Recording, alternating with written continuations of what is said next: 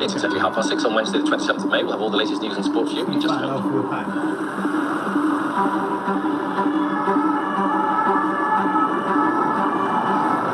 We are following a developing story with worldwide implications.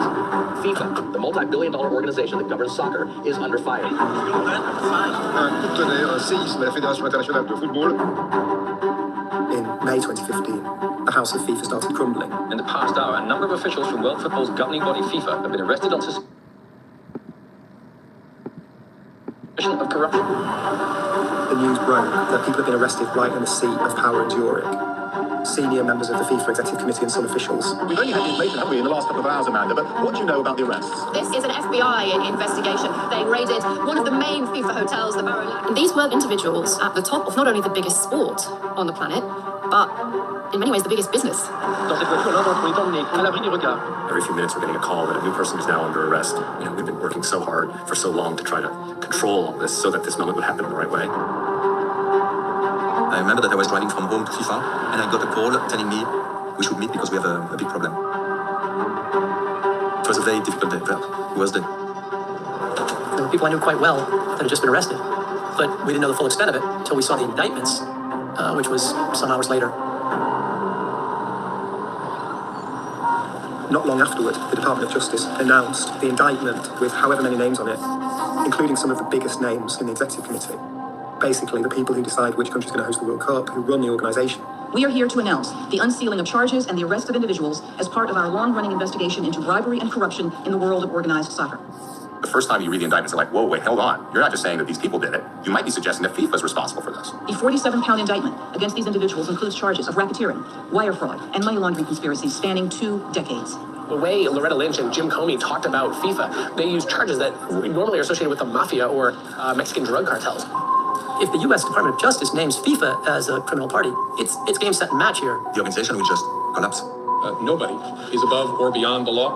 They went to New York to send a message to international soccer. You haven't cleaned up your house. We are coming to clean up your house. This really is the World Cup of fraud, and today we are issuing FIFA a red card.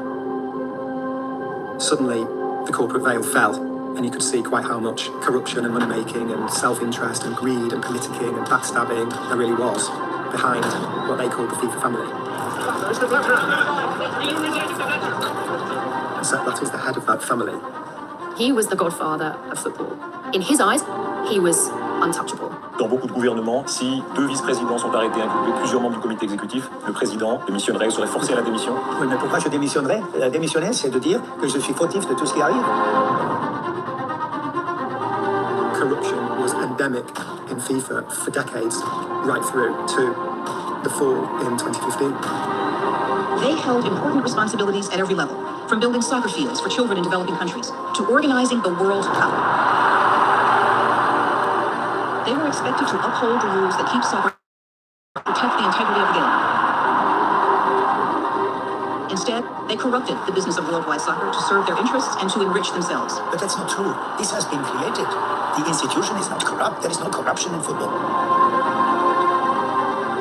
Nothing was done by him to stop this bullet train. J'ai la conscience tranquille because I cannot be responsible for it. FIFA became toxic. FIFA became a criminal organization. The job I have done in FIFA is a good job. Let's go FIFA! Let's go FIFA! I didn't realize how much power they had. I didn't realize they controlled governments, banks. I just thought, oh, these are the guys that make the rules. Being a member of FIFA is like being in a secret garden that you never want to leave. There's an unspoken code that you can do whatever you want. You're a master of the sporting universe, and more powerful in many cases than politicians and others because they come and go, but you stay in that job, you stay in that seat year after year. Что касается определенных аристов, это еще одна явная попытка распространить свою юрисдикцию на другие государства. We were all flabbergasted. My immediate reaction was that they had bought this. The attack was coming on us, the attack was coming on FIFA, unprecedented attacks coming from left, right, and center. My name will always be corruption, corruption, corruption. This is the story of the history of FIFA, which is partly the history of football itself, and the history of how corruption takes root in different places around the world. It's still, by far, the biggest sports corruption scandal that we've ever had.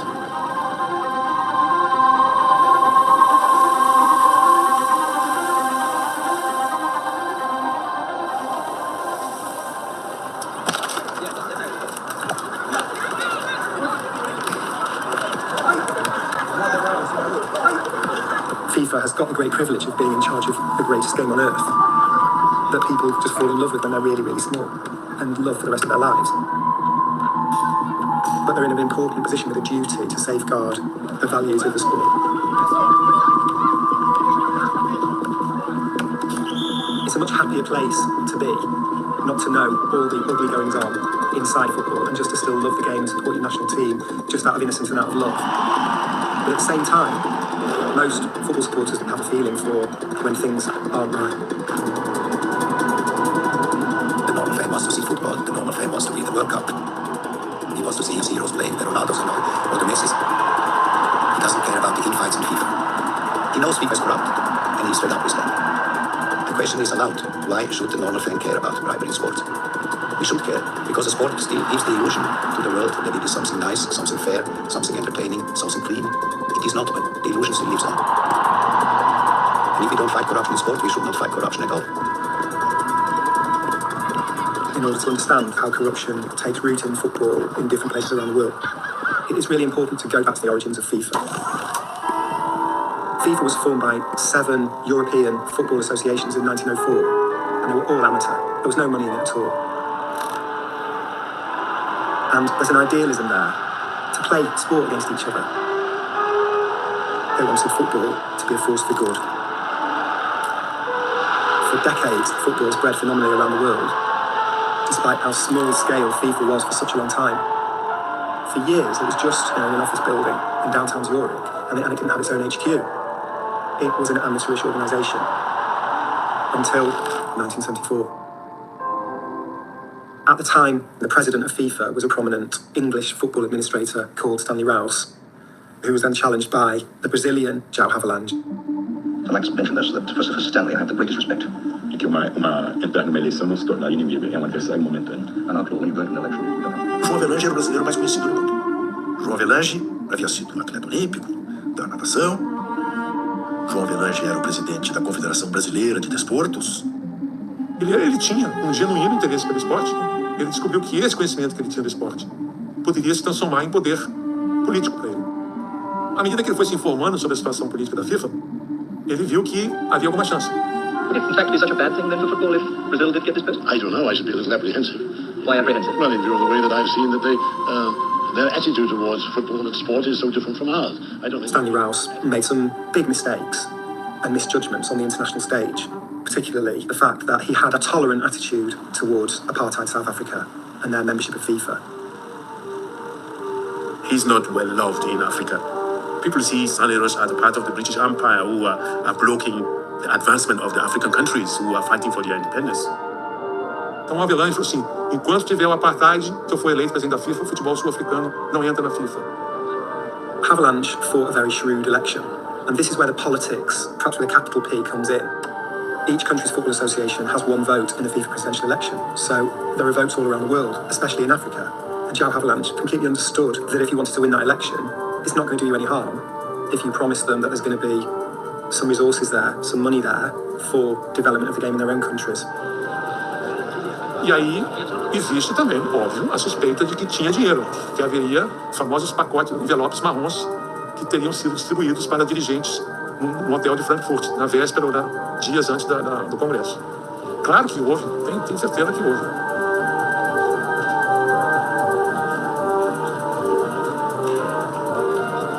Gentlemen delegates, Mr. Havelange received 68 votes sustained.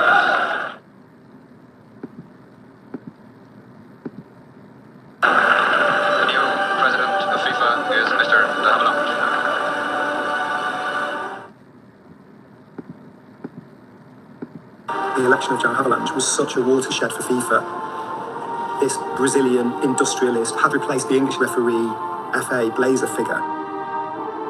Tão inesperado e impactante, a eleição do Havelange, a chegada do Havelange à FIFA combina com a chegada do capitalismo na FIFA, no sentido de a entidade deixar de ser quase que um clube de amigos, um Rotary Club, europeus, todos muito interessados no jogo, e passar a ser um business, um negócio.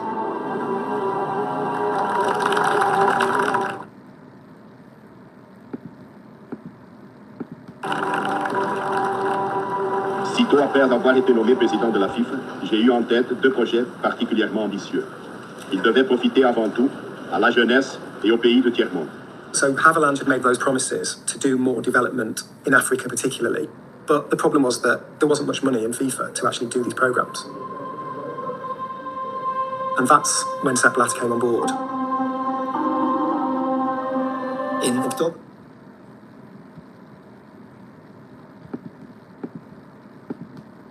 1994, FIFA contacted me and said, Avalanche is looking for somebody who could develop the game. And I heard, FIFA. I said, I jump into FIFA. I met Avalanche, a big, tall man. It's easy to be tall in front of me. I never had more than Messi, 170, 169. So it's easy to be tall. And he looked at me and he said, Tu veux travailler avec moi? Do you want to work with me? And I said, yes, Mr. President. Handshake. And he said, Je t'engage. Then I had what I wanted in my life, to work for football and in football. But developing the game, I cannot do it myself. I need help. FIFA had no money. So what I did, I approached Coca-Cola. And I made a presentation, and then there was a man there, and he said, listen to what you have said, but how many bottles of Coca-Cola are you going to sell for me? I said, it's not a question to sell Coca-Cola, but it is a question that two big organizations, they can go together for the benefits of the youth. And so in 1976, we made the press conference to announce the big support from the Coca-Cola company to FIFA for the development programs and the youth competitions. And he was the first one who introduced the modern sponsoring in development programs. It was totally new. This was revolutionary. Coca-Cola supported the FIFA Coca-Cola program, as it was called. This was the start of the modern FIFA. And once we had Coca-Cola, then others followed. Adidas said we will give the equipment. And then we had a contract with KLM. And this is happening in the first 4 years that Havelange is in power. They're selling massive sponsorships for the first time. After that, you start to see all these other brands start attaching themselves to football to sponsor the 78 World Cup. And it brings in an avalanche of money to FIFA. Football became a product. Then automatically, it's obvious, you touch politics.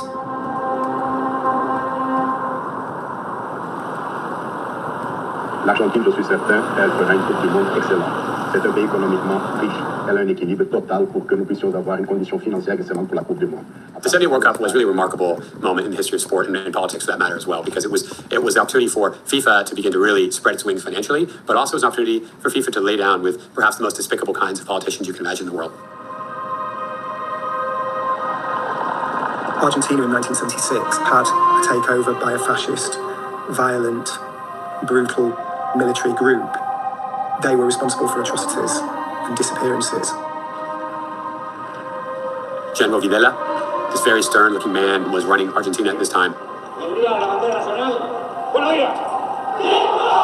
The military junta was bundling up dissidents and putting them on airplanes and helicopters and throwing them into the Rio de la Plata. They were squashing all dissent, and it was a truly horrific moment in modern world history. La dictadura fue algo funesto para el país, nos trajo dolor. No se suspendió la Copa del Mundo aún con muchos problemas económicos que tenía el país.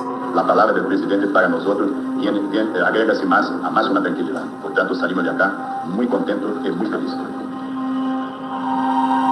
There's a modern word for cruel or unjust regimes who glamorize themselves or cleanse their image through association with football, and the modern word is sports washing, the laundering of an image through being associated with sport. The most famous example isn't Argentina, it's the Hitler Olympics in 1936 in Berlin. The World Cup of Argentina is a carbon copy of 1936. We call on the footballers, spectators, and the press of the world to boycott the games. There was a big campaign to boycott it, but no country did boycott it.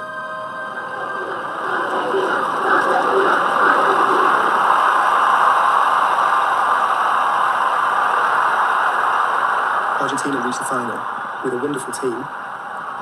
One of the stars was Mario Kempes, playing with his socks down his ankles in a really flamboyant way, long hair. He rode 3 tackles before playing a reverse pass off the goalkeeper. It was outstanding. And Argentina won the World Cup. Es el primer momento feliz que yo recuerdo en comunidad. Pasamos de la euforia a la tristeza. Cuando nos enteramos ya terminando la dictadura, todo lo que había pasado en aquellos años, de cómo podíamos haber sido tomados como títeres de alguna manera. E eu mantive. Mantive que era esporte, não era política. foi muito bem organizada, a disciplina foi total e foi uma grande Copa do Mundo. João Avelange disse isso, que futebol e política não se misturam. Que a FIFA é uma entidade suprapartidária, apolítica. João Avelange fez uma Copa decidida no Estádio Monumental de Nunes, a 500 metros da prisão da Escola da Marinha da Argentina, onde se torturava e matava opositores da ditadura. Porque eu não faço política. Entendeu? E faz a pior forma de política que existe, que é a de respaldar ditadores. Sports washing is a big issue now, and when you look back at the 1978 World Cup, the 1936 Olympics, and now, I think it becomes more disturbing. Sport allows itself to be essentially bought by regimes with human rights issues rather than using its power to take a stance against that. And you could say Argentina wrote the playbook for how to do that.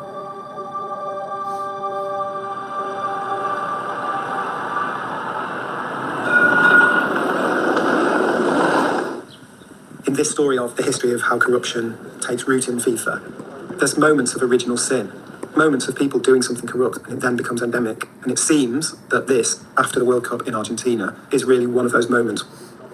There are people who believe that Havelange should be recognised for having a great legacy for football and for FIFA, which is arguable, but that he was corrupted by Horst Dassler, German owner of Adidas. Wir 15.000 Paar Schuhe produzieren, was ja unsere Hauptproduktion ist, und unter anderem 500 Bälle pro Tag.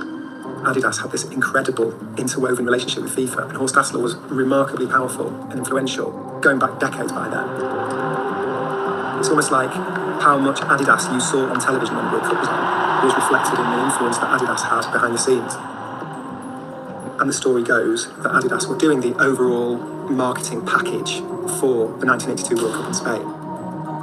And Horst Dassler put a payout into the contract for Havelange in order to make sure that they secured the rights, which was effectively a bribe. And so João Havelange, the president of FIFA, takes money for those marketing rights.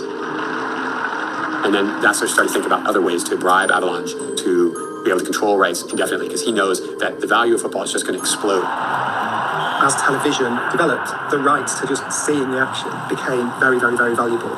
So Horst Dassler moves into pure sports marketing. He wants to buy up the rights to the World Cups from FIFA and then sell them to broadcasters. And Avalanche is not interested necessarily in what the correct market value for it is. He's interested in, and this is the way things start getting ugly, how much money Dassler can give him privately under the table in exchange for those rights. And so Dassler creates this company, ISL, International Sport and Leisure, and this company begins gobbling up almost every right associated with FIFA. At the time, the model was simple and very profitable for ISL. It was a straight rights buyout. So you went and offered a certain amount of money to FIFA in return for all their marketing rights. Then we could do with it whatever we wanted, and obviously sell them for a lot more money. As long as it brought money for FIFA, they were happy, because they themselves didn't understand what we were doing, but they liked the money coming in. They definitely really used their power to their benefit. And the mastermind behind everything was Horst Dassler. Granting ISL a de facto monopoly, the dark road started. At the time, Blatter had the full trust of Havelange, and Blatter behaved in the way that Havelange could trust. He did everything for the president. I was witnessing this, you know. At the time, I remember there were 11 members in FIFA, and I was number 12. And number 12 at the time, he didn't play. He was substituted, but only in the first half. If somebody is injured, he never played. So I said, I'm not a silly boy than to be the number 12 all my life. Blatter was a very ambitious marketing guy. He learned how to try and negotiate your way up the ladder.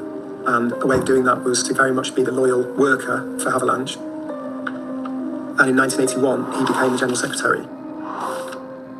So then he's second in power, really, to Havelange. Hello. And Havelange was always in Brazil. He came every 6 weeks or 2 months to see if the building is still standing. So Blatter could more or less do what he wanted. He was the best-oriented person. He was the spider in the net. And Havelange was happy with the situation as it was. He could get his black money, he could be the president, he could get the glory.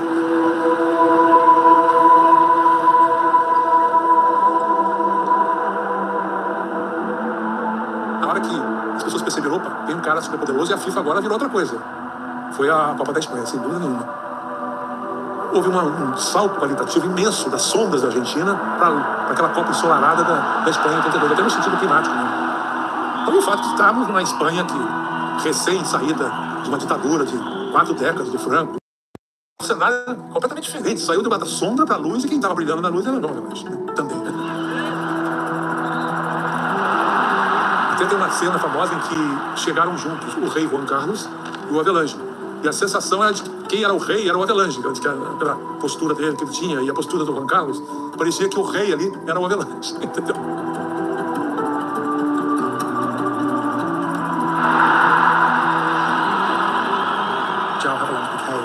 Very, very powerful figure at FIFA. I don't think there's a challenge to his presidency. And gradually, FIFA started making big money. Since he became FIFA president, Avalanche has created a multi-million-dollar footballing empire. With it has come a life of luxury. There was also starting to be a culture of these people behaving a bit like barons. Last month, he jetted across the Atlantic to Zurich and back again just to say hello. It becomes very famous what a luxury life they all have. The best cars, the best hotels, you know, money no object really. And Havelange was almost like the emperor at FIFA.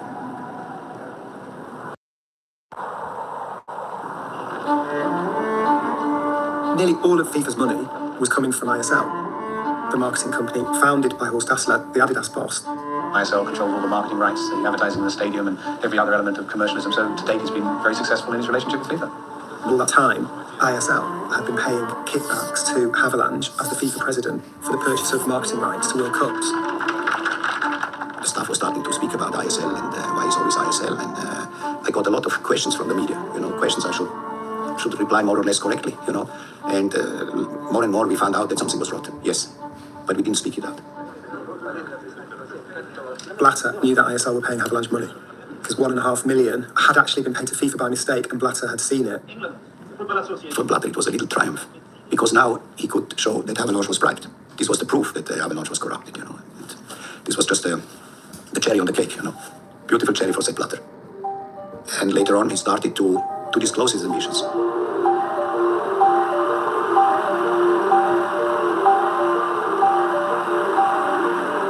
A few years later, I could feel he was getting impatient. He didn't have the patience to wait until Havelange wanted to go. He just wanted to become president, all the rest was not important. Blatter knew that Havelange was corrupted, and he made use of the secrets at the end of the day. He made an arrangement with Havelange, that Havelange agreed to stay 4 more years and to live in an orderly way and to support him. So Havelange could live with a certain respect, and Blatter could fulfill his dream to become FIFA president. It was an evil pact. Mi misión como presidente de la FIFA se termina al momento en que terminará la Copa del Mundo de Francia 98. This must have been a very, very big personal disappointment for Havelange. I'm sad that he will leave because I cannot imagine that the FIFA will go on without him. 21 years together, his sport, his friendship, and I first have now to digest this information. Ele nunca foi uma pessoa íntegra no sentido de moral de apoiar o presidente da FIFA que o fez. A história do Blatter é a história normalmente de traições. Amorfa, eu não acho que cansa até falar um pouco dele.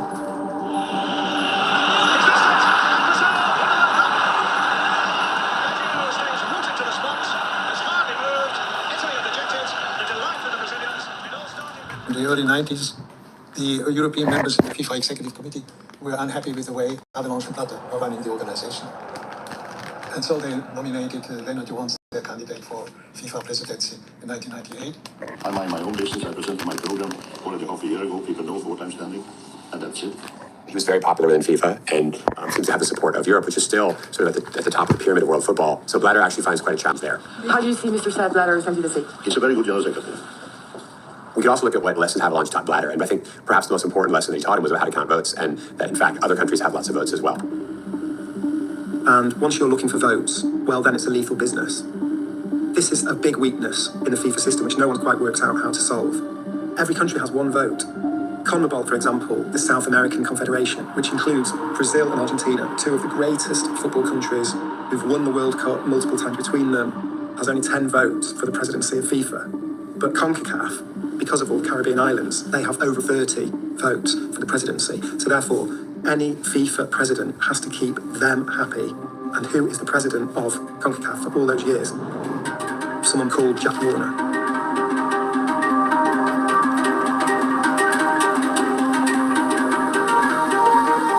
Caribbean, there's a post-Jack and a pre-Jack. Pre-Jack, most of the Caribbean went about their business on their own. 25 countries reporting back to CONCACAF and FIFA. When Jack came in, he united the Caribbean. And he gave every single Caribbean nation, whether you're as small as Turks and Caicos or as big as Cuba, a sense of belonging.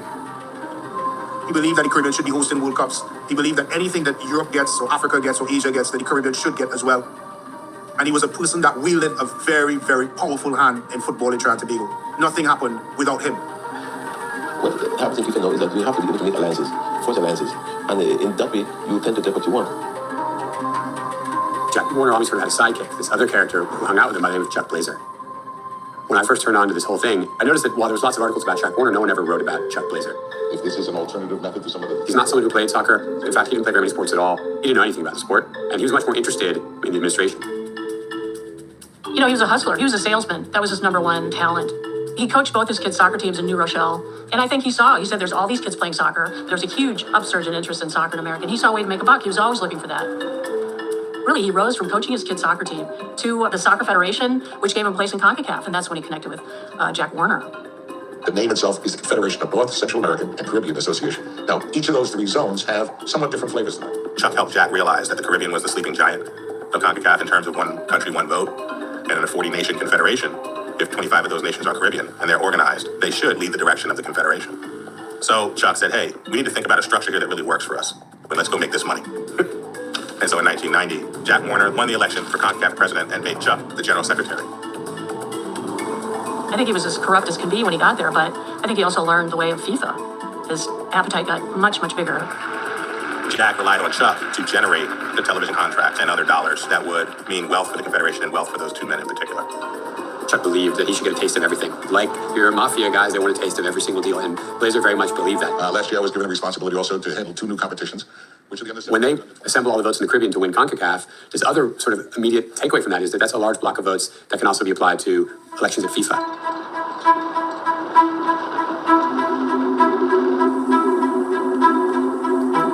Anyone that wanted to be the president of FIFA, you had to go through the Caribbean. You had to go through Jack Warner because he held a huge voting bloc. And not only just held it, they were extremely disciplined and loyal to him. Blatter understood quite clearly that Jack had good negotiating skills in everything that he did. And Jack recognized that there would be more benefits coming into the Caribbean with him. So they became brothers.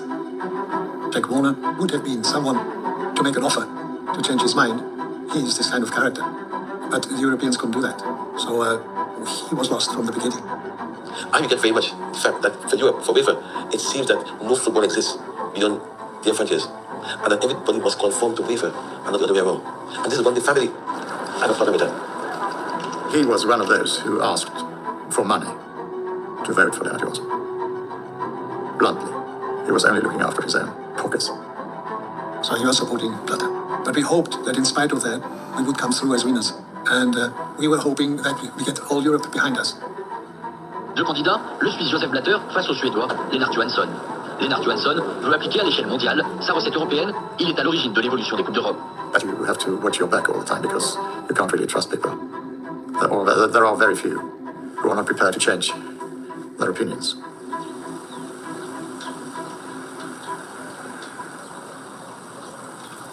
Et toujours en football, Michel Platini s'engage aux côtés de Sepp Blatter ce matin à Paris. Il a cautionné officiellement la candidature de M. Blatter à la présidence de la FIFA. En gros, Blatter se dit je suis pas très populaire, bien que suisse, je suis pas très populaire, voire pas du tout populaire auprès des fédérations européennes. Blatter a conscience qu'il est considéré comme un politicien du football un peu terne. Et il se dit là, il y a Michel Platini qui est retraité du football, qui a l'air de s'être lancé aussi dans la politique du sport. Et ça pourrait être un colistier absolument incroyable. Et bien qui donne pour Manuel Amoros, Amoros, Dominique Coco.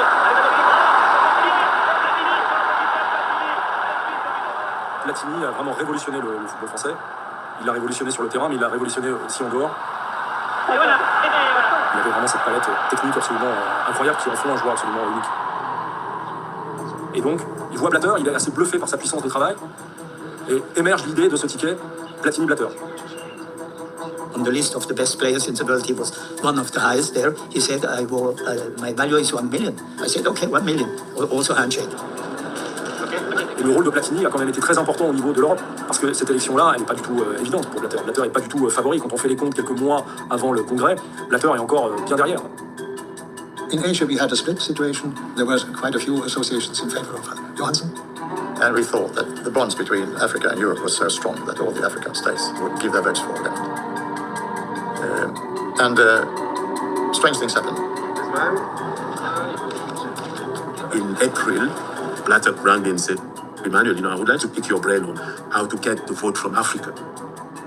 And I told him, I said, listen, you are facing a top guy like Johansson, who already tied the relationship with CAF, the African Football Confederation. But there is maybe one thing we can do. I flew to South Africa to meet the chairman of the South African Football Association. I told him, I said, only I need your help. I said, listen, here is a golden opportunity for South Africa as a nation and for you as a president to host the World Cup. If you make a right choice, I will give you a guarantee.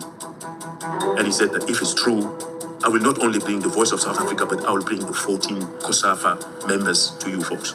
So I said, bingo. I called Sepp, I said, listen, we have a deal here. What counts is the money, in direct way or indirect way. And promising a World Cup is also a way of promising money. Another key ally of Sepp Blatter was Mohammed bin Hammam. He was a Qatari businessman and essentially his campaign manager. Clearly very ambitious, and he absolutely hitched his wagon to Blatter for that 98 election. He's a rich man, very influential, powerful. He always gets what he needs. Bin Hammam was a very, very loyal deal maker. Blatter learned how important Bin Hammam can be. Whatever he promised, he kept. I worked with him through my relationship, friendship with the African, with the Asians, to get more votes. I served him like nobody served him in his life.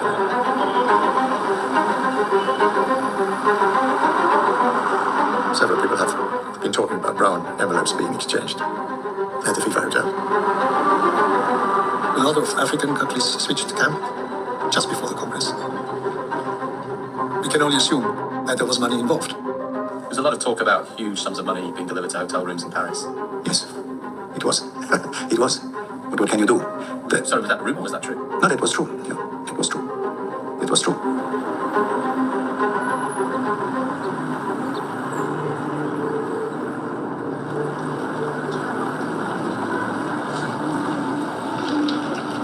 Good morning.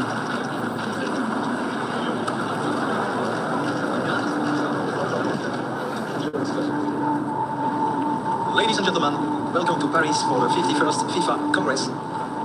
Without waiting anymore, I give the floor to Mr. Avalanche.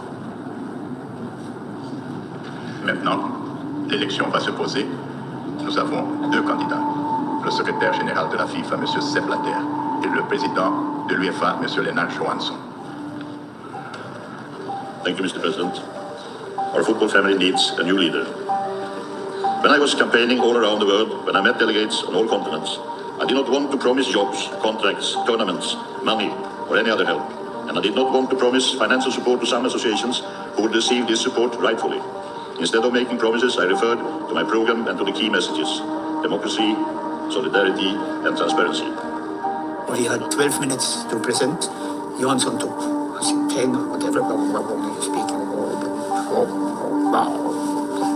And he was so convinced that he will be elected. Voting for me means voting for a clean football and a clean FIFA. Voting for me. I was a little bit shorter, very short, and I started to say, you know me. Moi, je suis pour la continuité de ce grand travail de développement que M. Avalanche et son administration, et dans lequel j'étais instrument, a fait durant ces dernières années. Et ensemble... And then I said, if I'm elected, I will bring the World Cup to Africa. And then was over. Je vous remercie. And then we started the procedure for election. Algeria, Argentina, Bahamas, Bahrain.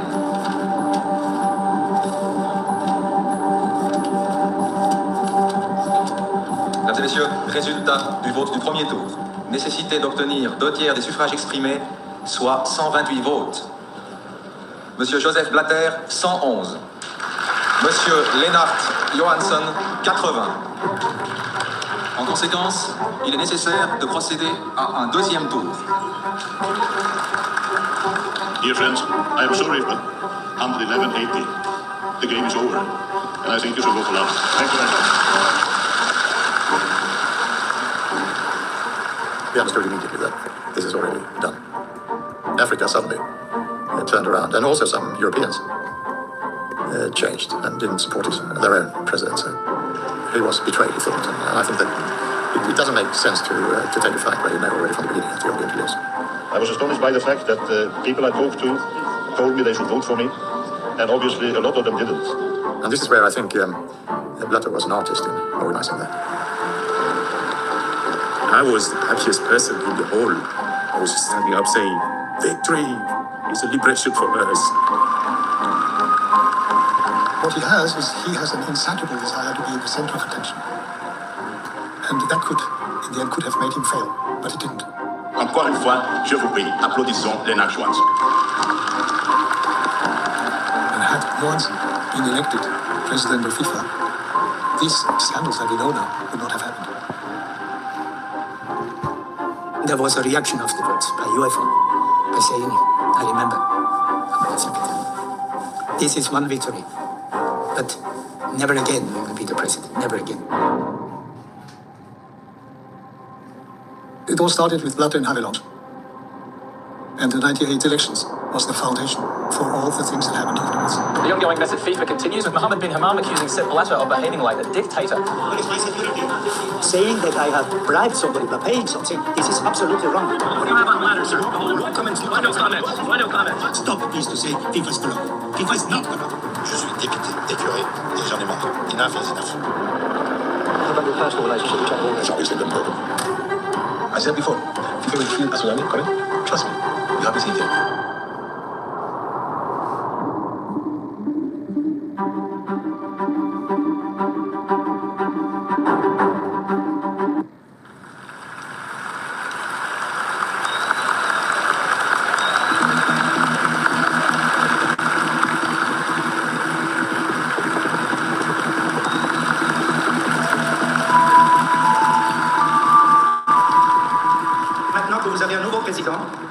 Mon vœu le plus grand, c'est d'unir la famille.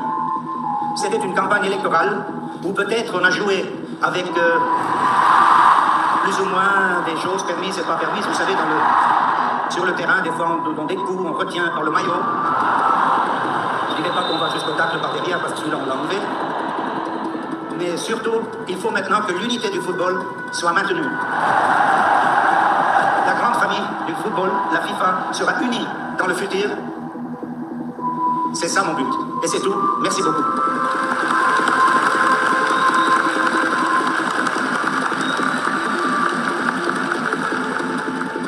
Je ne sais pas si je dois dire au revoir ou adieu. And then at a sudden, I was president. And then I have realized the power that it. Par vous et avec vous, j'ai appris à être patient. J'ai appris ce que c'est réunir. Et cela, on le But I was a little bit surprised myself, the power that was given. Au revoir, mais aussi adieu. Merci.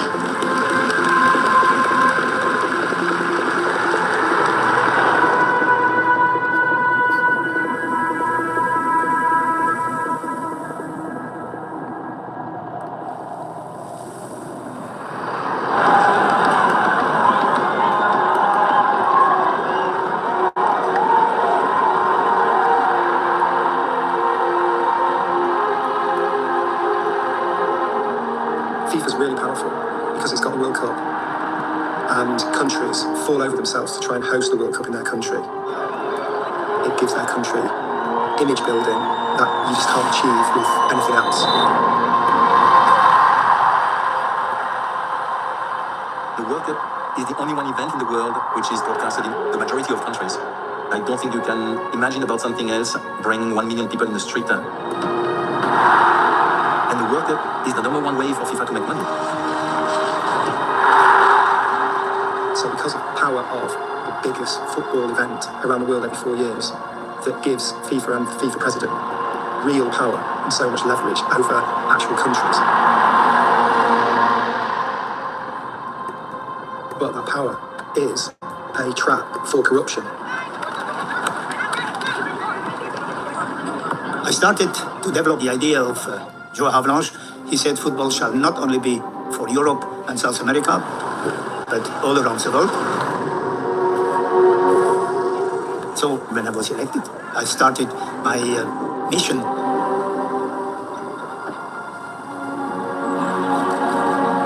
1998, FIFA presented itself as a force for good around the world. It was doing development programs all around the world. It was this great global football body that had nearly every country in the world as part of it. It was sort of the UN of football. And that's when the goal program started. The Goal Project was an idea, an initiative of President Blatter. The so-called Goal Project, which is a tailor-made project, which will go directly to the roots of those national associations they really need. The first idea was that every country should have a national headquarters. And then there was $400,000 was the budget for such a project.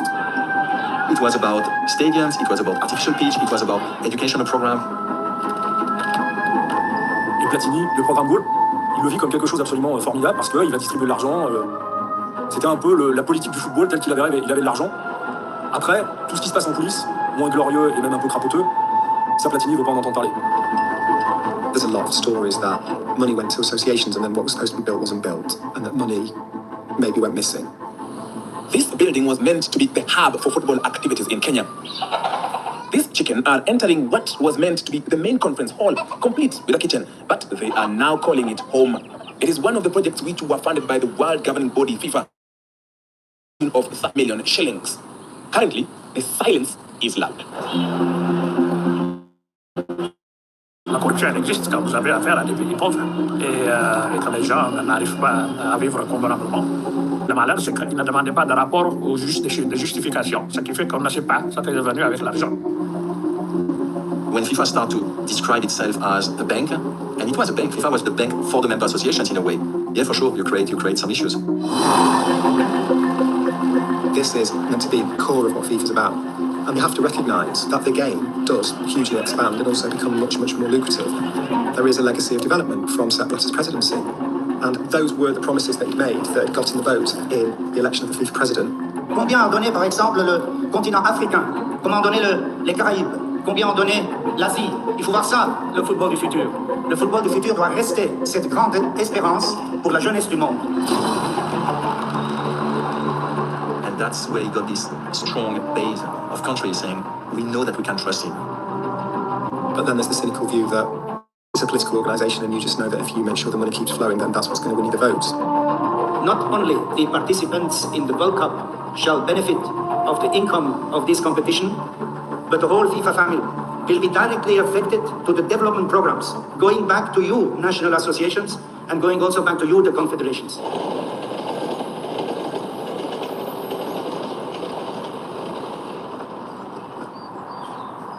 It was in Sepp Blatter's first term that one of the monumental issues happens, which is the collapse of International Sport and Leisure, ISL, in 2001. The company that had originally been set up by Adidas owner Horst Dassler to buy up marketing rights, television rights and these sponsorship rights and sell them around the world had this almighty financial collapse. FIFA lost everything. I mean, they lost their bank. ISL was the bank. When that money stopped coming through, there was no quick remedy to it.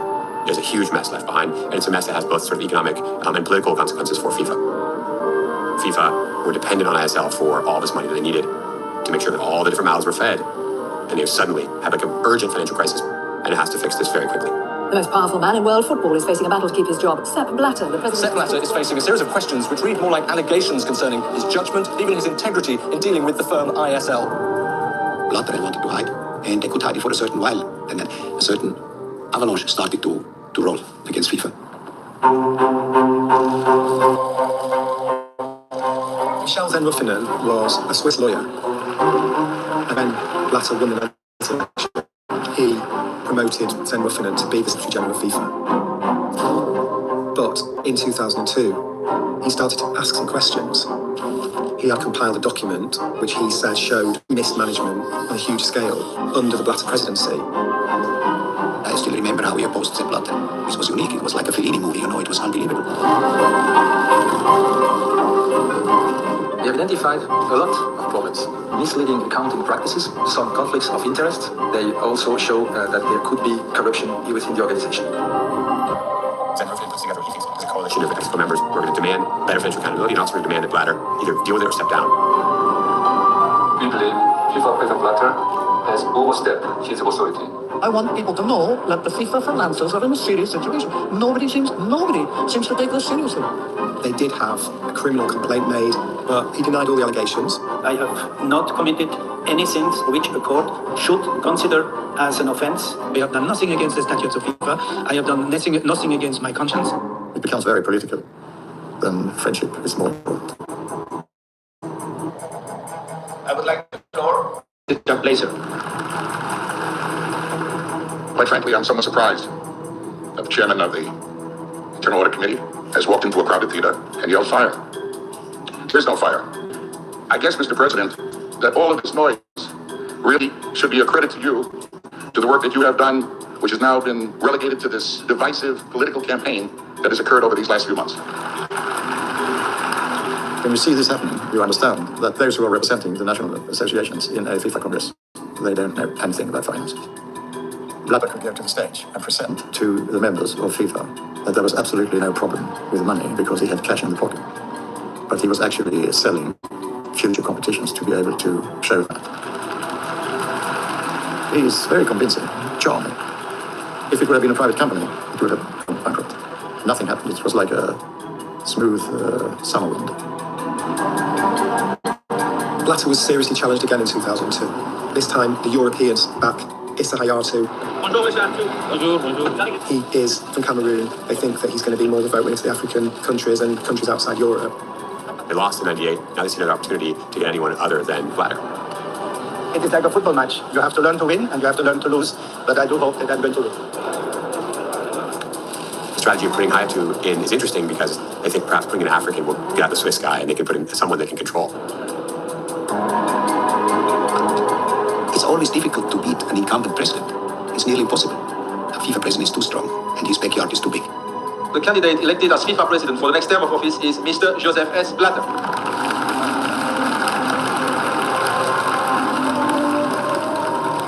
He won a resounding election victory, and then he took his revenge on Zen Ruffinen. And concerning the General Secretary, he will be out of any responsibility which could happen to FIFA. So let him there where he is. Now,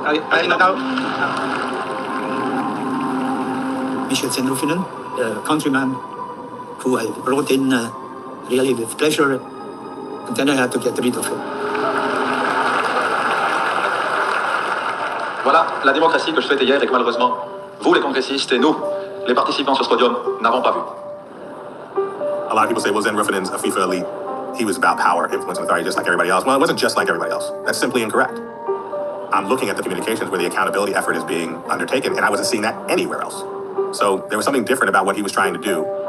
Let's hope, sincerely, let's hope for FIFA because this Congress has shown that the organization is really in a very, very bad shape. Thank you very much. Thank you.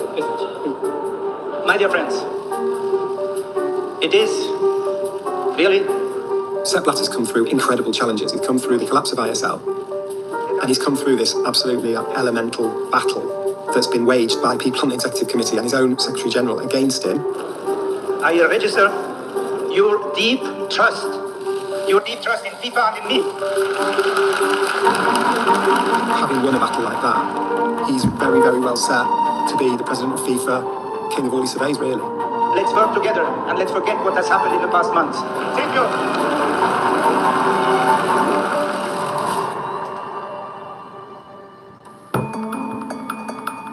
Every country's football has a football association, and then they're all signed up to the Continental Federation, which is called a confederation. Each of those confederations then elects a number of members to sit around the table in the governing body of FIFA. It was called the Executive Committee, and it had 24 members altogether. They would meet periodically a few times a year to make high-level decisions for FIFA. And there's one key political event, a vote for which country hosts the World Cup. That decision was taken by the Executive Committee. It was indeed the most powerful institution of football, as it was in fact the top of the pyramid. I had that feeling at certain moments that the executive of FIFA, of a president who brought everybody good together, was in fact a world power, yes.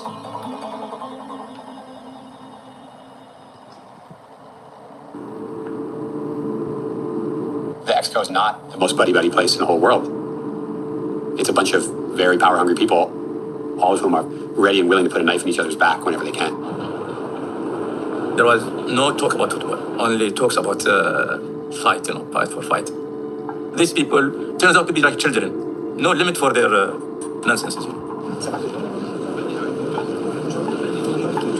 I think most of these people were there for not particularly savory reasons. Most of these people were running the sport because they saw it as a business, a family business that they can make money out of. Jack Warner was ideal for that because Jack Warner was a consummate politician who understood exactly how to make people happy and to get what he wanted, which ultimately was, higher and higher positions of power. By that time, Jack Warner had moved up to a very senior position in international football. There was nobody else with the kind of power and authority that he had. He said to me, if you look at the composition of the FIFA executive now, you would see that I am the most experienced person on the FIFA executive. But there are some problems. My country, Trinidad, is one of the only country from people on that executive which has never been to the World Cup. All my life, that's my dream. Everything has been geared towards qualifying for a World Cup, and no country has the kind of grit, guts, determination to succeed at the qualifying for World Cup final as we have, and we shall reach there very soon.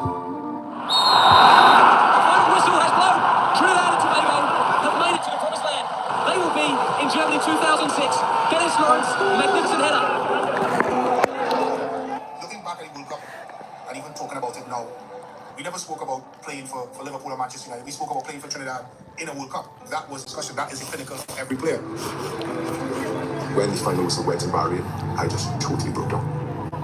I just couldn't contain myself. But I tell you, we shall, in a sense, light up Germany in a way that no country has ever done. We gave everything for our country. Qualifying for a World Cup was our life. We were given that opportunity because of the sacrifices we made. I played at a very, very fortunate time for Trinidad and Tobago because of Jack Warner. He was everything that was Trinidad and Tobago football. In fact, he was everything that was Caribbean football.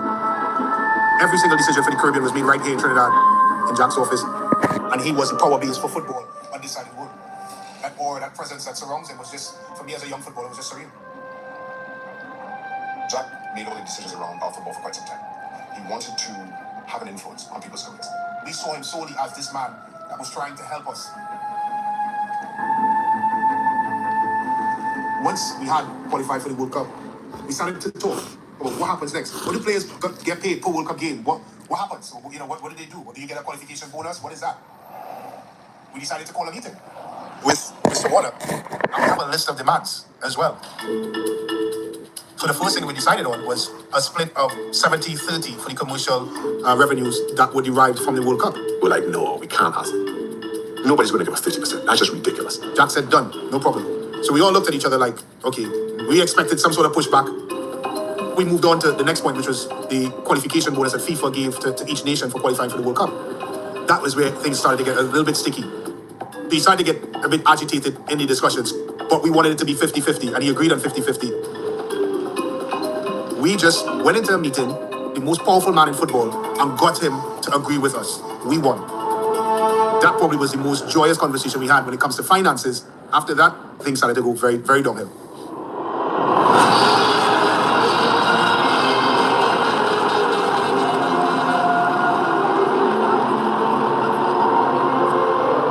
Trinidad and Tobago, how high can they lift themselves for the biggest match of their lives? Who knows? It could be a romp, it could be a rout, it could be the greatest day in the short history of Caribbean football.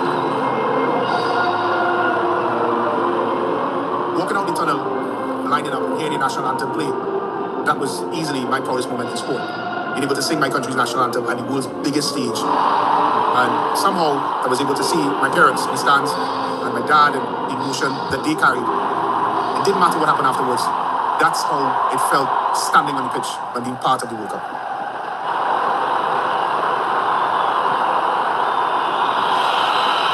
Many of us dealt with Mr. Warner for quite a long time. If we saw him, he would say, yes, excellent game, you did well. But at some point, someone would say, remember that spreadsheet he told us about? What's happening with that? A spreadsheet that shows us the commercial gains, the commercial revenues that was coming in. I started seeing deductions for accommodations in Austria and accommodations in Germany and airfare being deducted from the commercial revenues. This is what your cut amounts to, roughly 800 US. I wasn't like that. All the trust and all the faith that we had in Mr. Warner went immediately out the door. because how dare you take away our only moment we had of joy playing in the biggest sporting occasion. It felt like that ripped that away from us.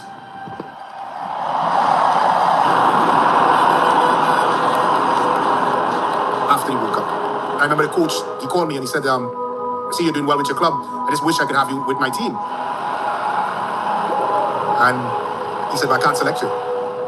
You are blacklisted. We're not allowed to pick any of the guys that's involved in a bonus dispute.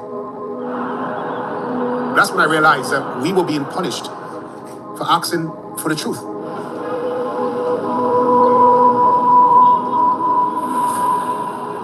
Eventually, the government settled. Some 8 years later, it just became too much of an embarrassment. They offered to settle. So we settled. There is still 100 million TT dollars, so roughly 15 million US, that is totally and completely unaccounted for. Jack never really had to account for where that money went. And because we're not able to give a proper account of what he did and did not do, you now find yourself in a situation that the murky waters of yesteryear is now flowing down the drains into present situation. International media and the crowd getting excited. There's Mr. Mandela, Mr. Nelson Mandela, a free man taking his first steps into a new South Africa. Democracy and freedom for all is the only way to be. Blatter made a lot of promises to a lot of people. One of the things he talked about a lot was that if he were elected FIFA president, he would do everything he could to get a World Cup to Africa. He would support that in some way. If we go back to the history of Avalanche running for FIFA president and making a big issue out of apartheid, and then we see the end of apartheid and we see Nelson Mandela come up to become this important world figure and a symbol of getting past oppression and getting to a more equal world, FIFA's very eager to latch onto that. Eu na FIFA posso dizer, o que eu fiz, eu era frontalmente, definitivamente, contra o apartheid da África do Sul. Tanto é que quando foi indicado o Mandela para ser o presidente, foi eleito, fui a Joanesburgo e o fui cumprimentar em nome do futebol mundial. The one person I will never forget is Nelson Mandela. Nelson Mandela, when I speak about him, I am always full of emotion. Because the first time I met him, I was Secretary General at the time, he looked at me and he gave me a hug. And he said, call me Madiba, call me Madiba. I think Blatter envisions himself as a peacemaker, and so he thinks that he's going to become an important world figure beyond just football, as some sort of international diplomat by getting the World Cup to Africa.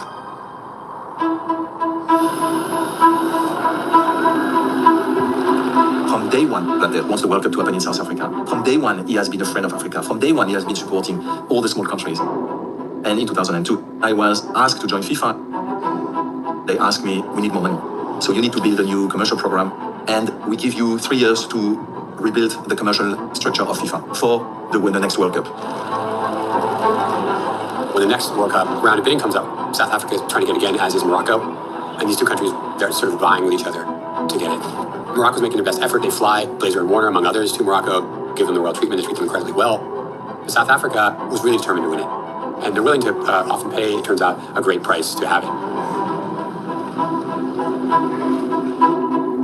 An international game played in any country has immense benefits. South Africa is now part of the global world. We first met Nelson Mandela when we went to South Africa as part of our tour for who was going to get the World Cup. The first visit was to Morocco. The second was to Egypt, where they both laid out the red carpet. But then we get down to South Africa, and Mandela is there.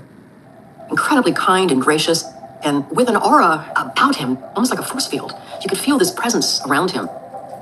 So we would have breakfast with him and dinner with him, and he would be chatting. And then there was the infamous trip to Trinidad, on a 22-hour plane trip with him. On the front page of Chuck Blazer's blog was Chuck with his friend Nelson Mandela in the plane going over to Trinidad. Essentially what we've got there is one of the greatest men ever in history, Nelson Mandela, with the dishonourable Chuck. Nelson Mandela arrives in Trinidad and Tobago tonight, now here on an historic visit for 2 days. FIFA President Sepp Blatter also came outside as he and CONCACAF President Jack Warner waited to escort Mandela to the Oval. Then we got to Trinidad and were immediately brought out onto the stage, and Mandela was so sick, he was so tired. They brought him out, put him in a chair, and paraded all around him and did dances and singing. Jack Warner had his 3 votes to wield in that voting round at FIFA for who was going to host the World Cup. And so it was all to do some PR, which would obviously be reflected. Kudos for Jack Warner. For me, I have no ego. My whole purpose in bringing them here is for people here to get a chance to see these great world leaders. This for me is once in a lifetime. He wanted to show how powerful he was. And this was one way of proving that he was the chief. It wasn't until I got there and I went, why is he doing this? He's a very sick man. You can't do that to somebody old and sick.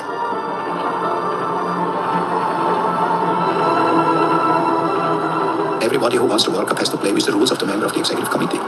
It's not the problem of the country, because they cannot do different. They must deliver. Jack Warner could do what he wanted. It was for the executive committee meeting this morning a very good achievement to say, yes, we are proud. We are proud of Africa. I discovered it with you. Connu? The 2010 FIFA World Cup will be organized.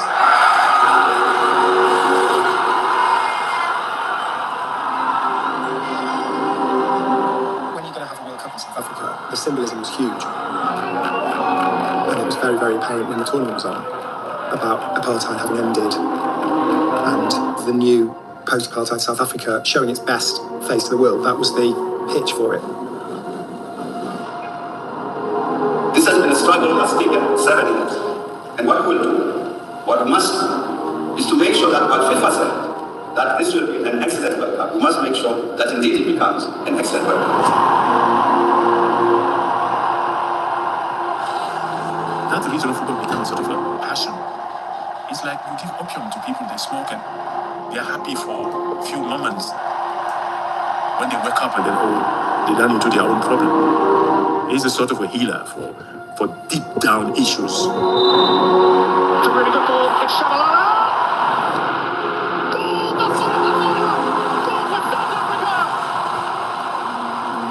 The World Cup was given in 2004 to South Africa. And when I first heard about this payment, which was due to CFU and Jack Warner by South Africa, 3 years later in 2007 or 2008. South Africa negotiated just for the 3 votes that Warner essentially could control, which would be his own, Blazer, and a 3rd CONCACAF representative on the Exco. They said it would be money awarded to fund the African diaspora in the Caribbean. There was a lot of pressure from Jack Warner to proceed with the payments. It came to Blatter to me.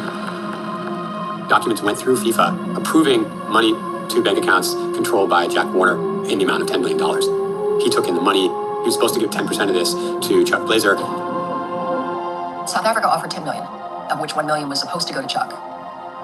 That's when I knew, and I said, you're kidding me. Jack Warner gets $9 million, you get $1 million. What are the other guys getting? How much money does South Africa have? And is this really how it's done?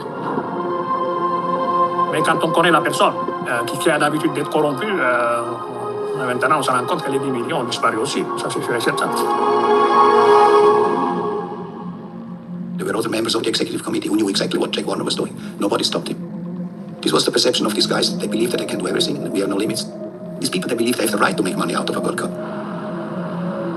There doesn't seem to be any question about the fact that it was paid to Jack Warner for the African diaspora, for Africans who'd been taken away from Africa originally through slavery, and a lot of people still living in quite impoverished circumstances. There could hardly be a more valid cause on earth. And the fact is, there was no legacy built with that $10 million. South Africa have tried to absolve themselves. We therefore wish to categorically deny that our country and government have bribed anyone to secure the rights for the 2010 FIFA World Cup.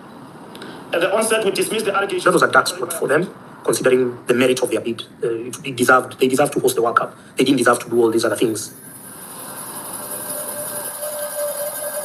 It is a problem of FIFA. If the highest body is corrupted, it's not the problem of the people who apply for the World Cup. It's the problem of the people who decide about it.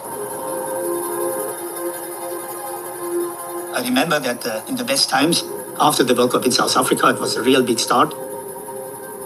My predecessor told me one day, Sepp, now you have created a monster. And at that time, I wouldn't believe him. But looking back, I would say he was right.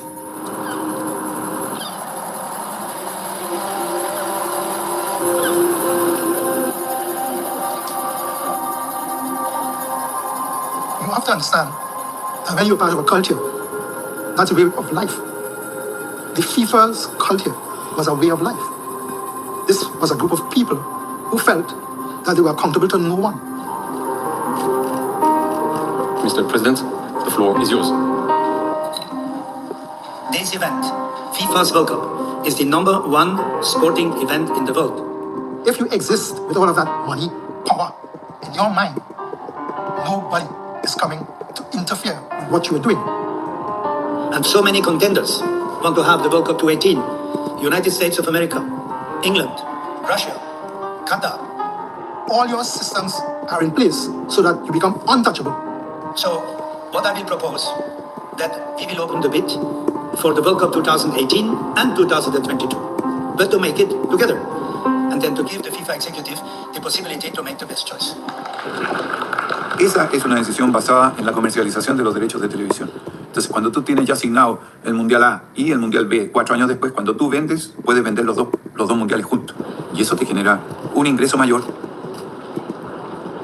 Was it a wrong decision to give two World Cup together? Commercially speaking, I don't think.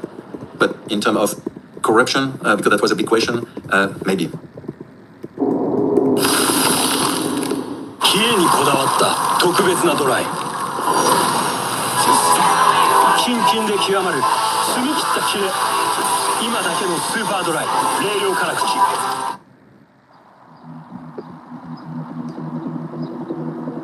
Ahead of the awarding of 2010.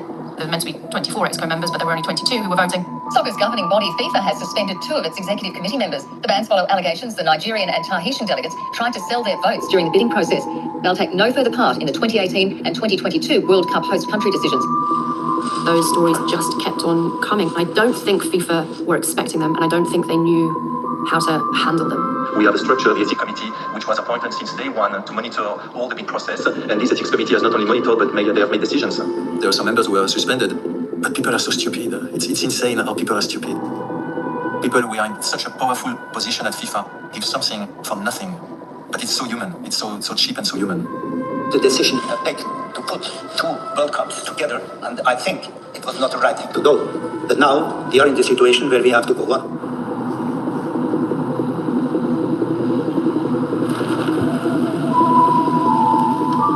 Politicians, royalty and football royalty, the face of the England bid, hoping to work their magic in Zurich. 2018 was ultimately decided it would go to a European nation, and 2022 was going to go to some nation from some other part of the world.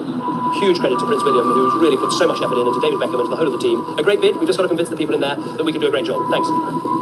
En Inglaterra, un apoyo impresionante de la comunidad en general, estadios y el fútbol de primerísimo nivel. I think that we can trust every one of the members. You know, at the end of the day, they're football people, and they're going to want a World Cup in the best country that they think could host the biggest sporting event in the world. Y después me quedaba Rusia, pero que las carreteras y los sistemas de transporte interno no eran los adecuados para una Copa del Mundo. Y me recuerdo que el presidente Putin prometió mejorar eso. Mr. President, how confident are you feeling of bringing the World Cup to the USA? Para el 2022, Estados Unidos te presentaba los mejores recintos, la mejor infraestructura, la mejor hotelería, todo era lo mejor. We're just going to make the best presentation we can. I think it'd be good for FIFA and good for the sport worldwide. We certainly thought, if you looked at 2018, that the country whose bid was the strongest was clearly England. And if you looked at 2022, the bid that was clearly the strongest was the US. I hope to have the chance to welcome all of you in 2022. And there was no way that any of the other bidders were going to fulfill all of those expectations. A FIFA World Cup in Qatar would provide unrivaled commercial opportunities. We knew it was an uphill battle. We knew that the United States was, the front runner. We recognized that.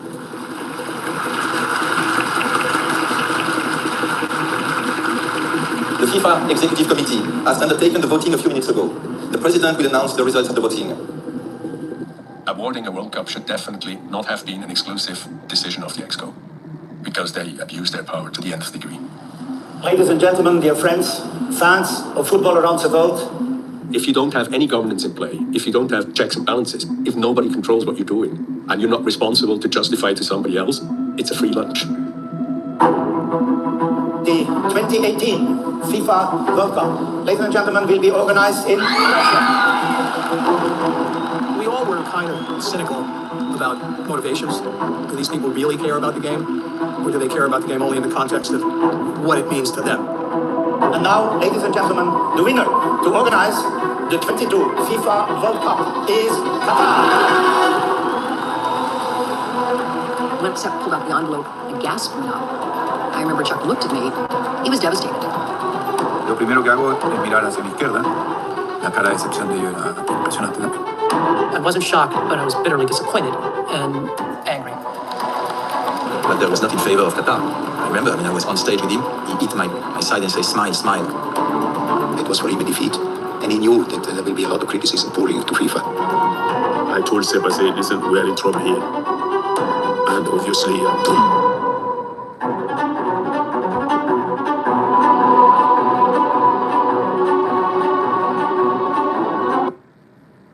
The winner to organize the 2022 FIFA World Cup is Qatar. The United States today lost out on its bid for hosting the World Cup, which is the biggest sporting event in the world. The Desert Emirate of Qatar beat out Australia, Japan, South Korea, and the United States. President Obama said it was the wrong decision for the organizing body to pick Qatar over the U.S. The world was shocked that Qatar 2022 had won. But how did they win? I mean, how did this happen? Average high in June, July when the event will be held, 106 degrees. It wasn't expected against the likes of the USA and Japan. And the technical reports around the bids had been really quite negative. Qatar had been rated high risk. Deals behind the scenes settle everything. By a pretty wide margin, the best bid for the 2022 World Cup was the US bid. I was shocked and disappointed, but my immediate reaction was that they had bought this. If FIFA's corrupt, then it should be exposed. And I think that this decision today is going to rumble on for a very long time. The reasoning to go to Qatar is very difficult to explain. For FIFA, it is a disaster, and it was especially during the time when FIFA anyway was in the focus for bribery. And then the executive committee had not a better ideas in voting for Qatar. Therefore, I always say, when you blame Qatar hosting the World Cup, you have to blame FIFA, because FIFA is the system. The system is FIFA.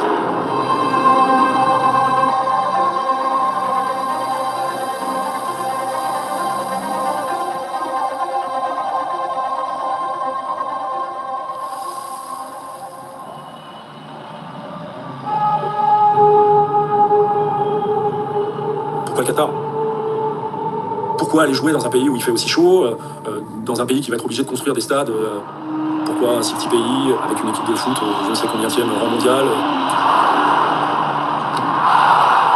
Après, si vous me posez des questions sur les conditions de travail des ouvriers, le respect des droits de l'homme, est-ce que les supporters européens vont pouvoir y aller, etc. Donc oui, je suis surpris comme tout le monde. I don't think they expected the world media and the world reaction to be so against them. They received a very, very harsh backlash after winning.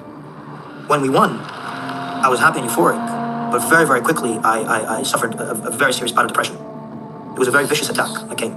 The attack was coming on us, the attack was coming on FIFA, unprecedented attacks coming from left, right, and center, against us, against the country, the descriptions that were coming into play. It was very, very close to being racist attacks. It was tough.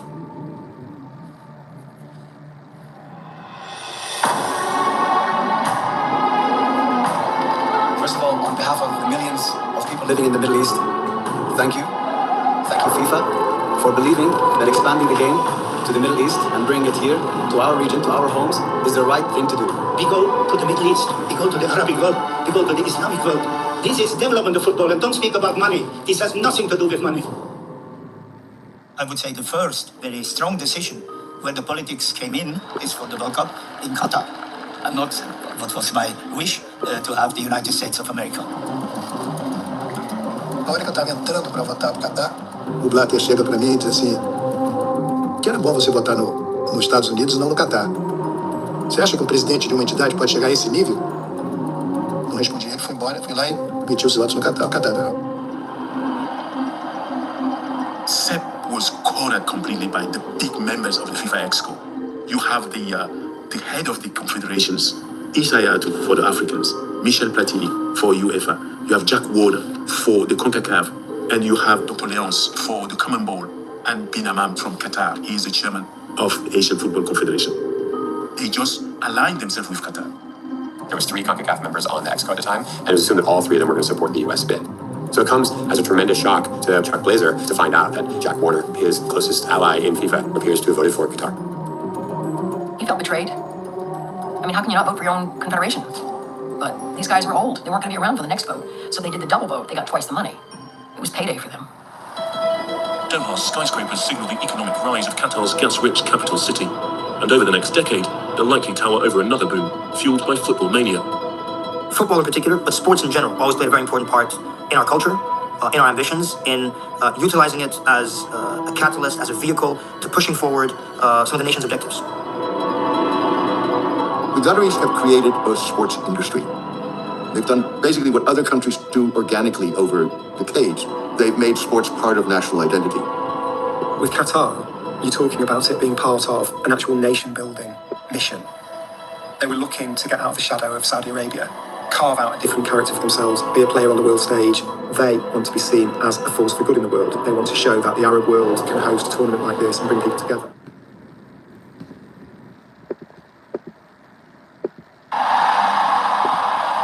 They were everywhere. They wanted to be seen as the banker of sports in the world. There was nothing to be organized without the support from Qatar. When the bids were opened for 2018, 2022, in 2009, which meant there was a significant lead up and there was an opportunity open, that's when we decided we have a shot, we have a chance.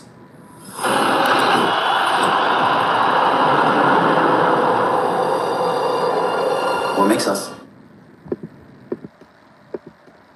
most of the World Cup is our belief in football. Bringing the World Cup to Qatar will be bringing the World Cup to the Middle East for the first time. We were a young bid team. We had many people that spoke many different languages, so we could communicate with the football world. And we were humble. We knew that we were the underdogs. We knew that people did not see us initially as serious contenders. Durante nuestra visita a Doha, nos dimos cuenta rápidamente que este era un proyecto gubernamental a través de la Copa del Mundo, de poner a Qatar en el centro del mundo. Era un proyecto de Estado, no era un proyecto de la Federación de Fútbol. Yo la verdad que nunca creí que iba a ganar Qatar. No tenía ni la tradición futbolística y en el reporte no era el mejor evaluado en esas cosas. Había que prácticamente reconstruir la ciudad, construir todos los estadios, no había un solo estadio donde se pudiera jugar, y construir hotelería para los turistas y también para las selecciones.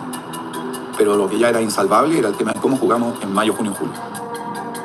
Hicimos el informe, eso iba para ellos, cualquier miembro del comité ejecutivo me podía llamar y pedir que yo le explicara por qué esto y esto. No me llamó nadie, y ahí es donde uno llega a la conclusión de que no todos lo leyeron. Si no les interesaba el tema de no poder jugar en mayo, junio y julio, que se iban a preocupar de las condiciones laborales, no era un tema.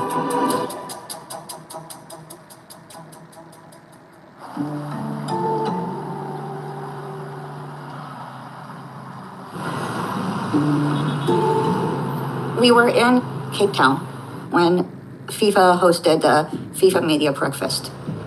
All countries were there, and so all the media is there. And every bid had exactly the same parameters, so we each had a booth. We had Arab media that came to visit us, and that was it. No one came to our booth. You know, they come pick up their freebies, but that was it. And then, right in the middle of the whole thing, walks in David Beckham. You'd think there was an earthquake in the place. The media started pushing, climbing on chairs, climbing on tables. Everybody was surrounding them. Sheikh Mohammed, who was the Director General of the Qatar 2022 bid, turned around to me that day and said, "Why didn't you get me that media attention?" I was gobsmacked because, this was David Beckham. Everyone in the world knows David Beckham. No one knows who in the world is Little Princess from this country. The team was extremely small.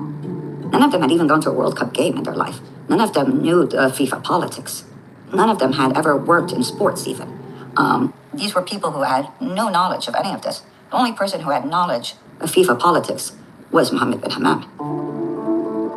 Mohammed bin Hammam was president of the Asian Football Confederation. He was an ExCo member of FIFA, one of the 24 members. He was one of the most powerful men in football. And he was a Qatari citizen. He's not a person who is very outspoken. He likes to be in the background. He likes to be the conductor. I didn't think that the size of Qatar and the weather of Qatar support any such ambition. With Mohammed bin Hammam, it took a long while for him to come on board and be able to be convinced and supportive of the bid. We knew that he would be able to give us the tools and the means to win. To get the World Cup, you have to get ExCo members to vote for you. So that's what their game plan was. He knows all 24. He can, one, help us meet all 24. Two, he can help us know what to do to get all 24 votes.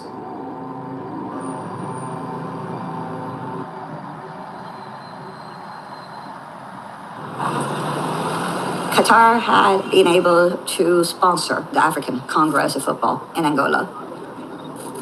The transformative point for us for the bid was Angola, was the speech that I gave to the CAF Congress in Angola. The message resonated very, very powerfully. And that was when I think a lot of people started seeing us as serious candidates. It wasn't just the fact that we were able to convince the 3 executive committee members. It was the fact that the entire African Confederation was buzzing about our bid. But it was Angola that was the turning point. We were all staying in the same hotel. And I was told to go help translate. So I went, I talked French. We welcomed into the suite at different times of the evening, different EXCO members. Hayatu, Anuma, and Adamu. And we were talking about South Africa, you know, how Africa was being given its chance to host a World Cup, and how the Arab world should be given the chance to host a World Cup. And then Hassan offered Hayatu $1 million for the Football Federation, Hayatu's Football Federation. And, you know, in return, we wanted his vote.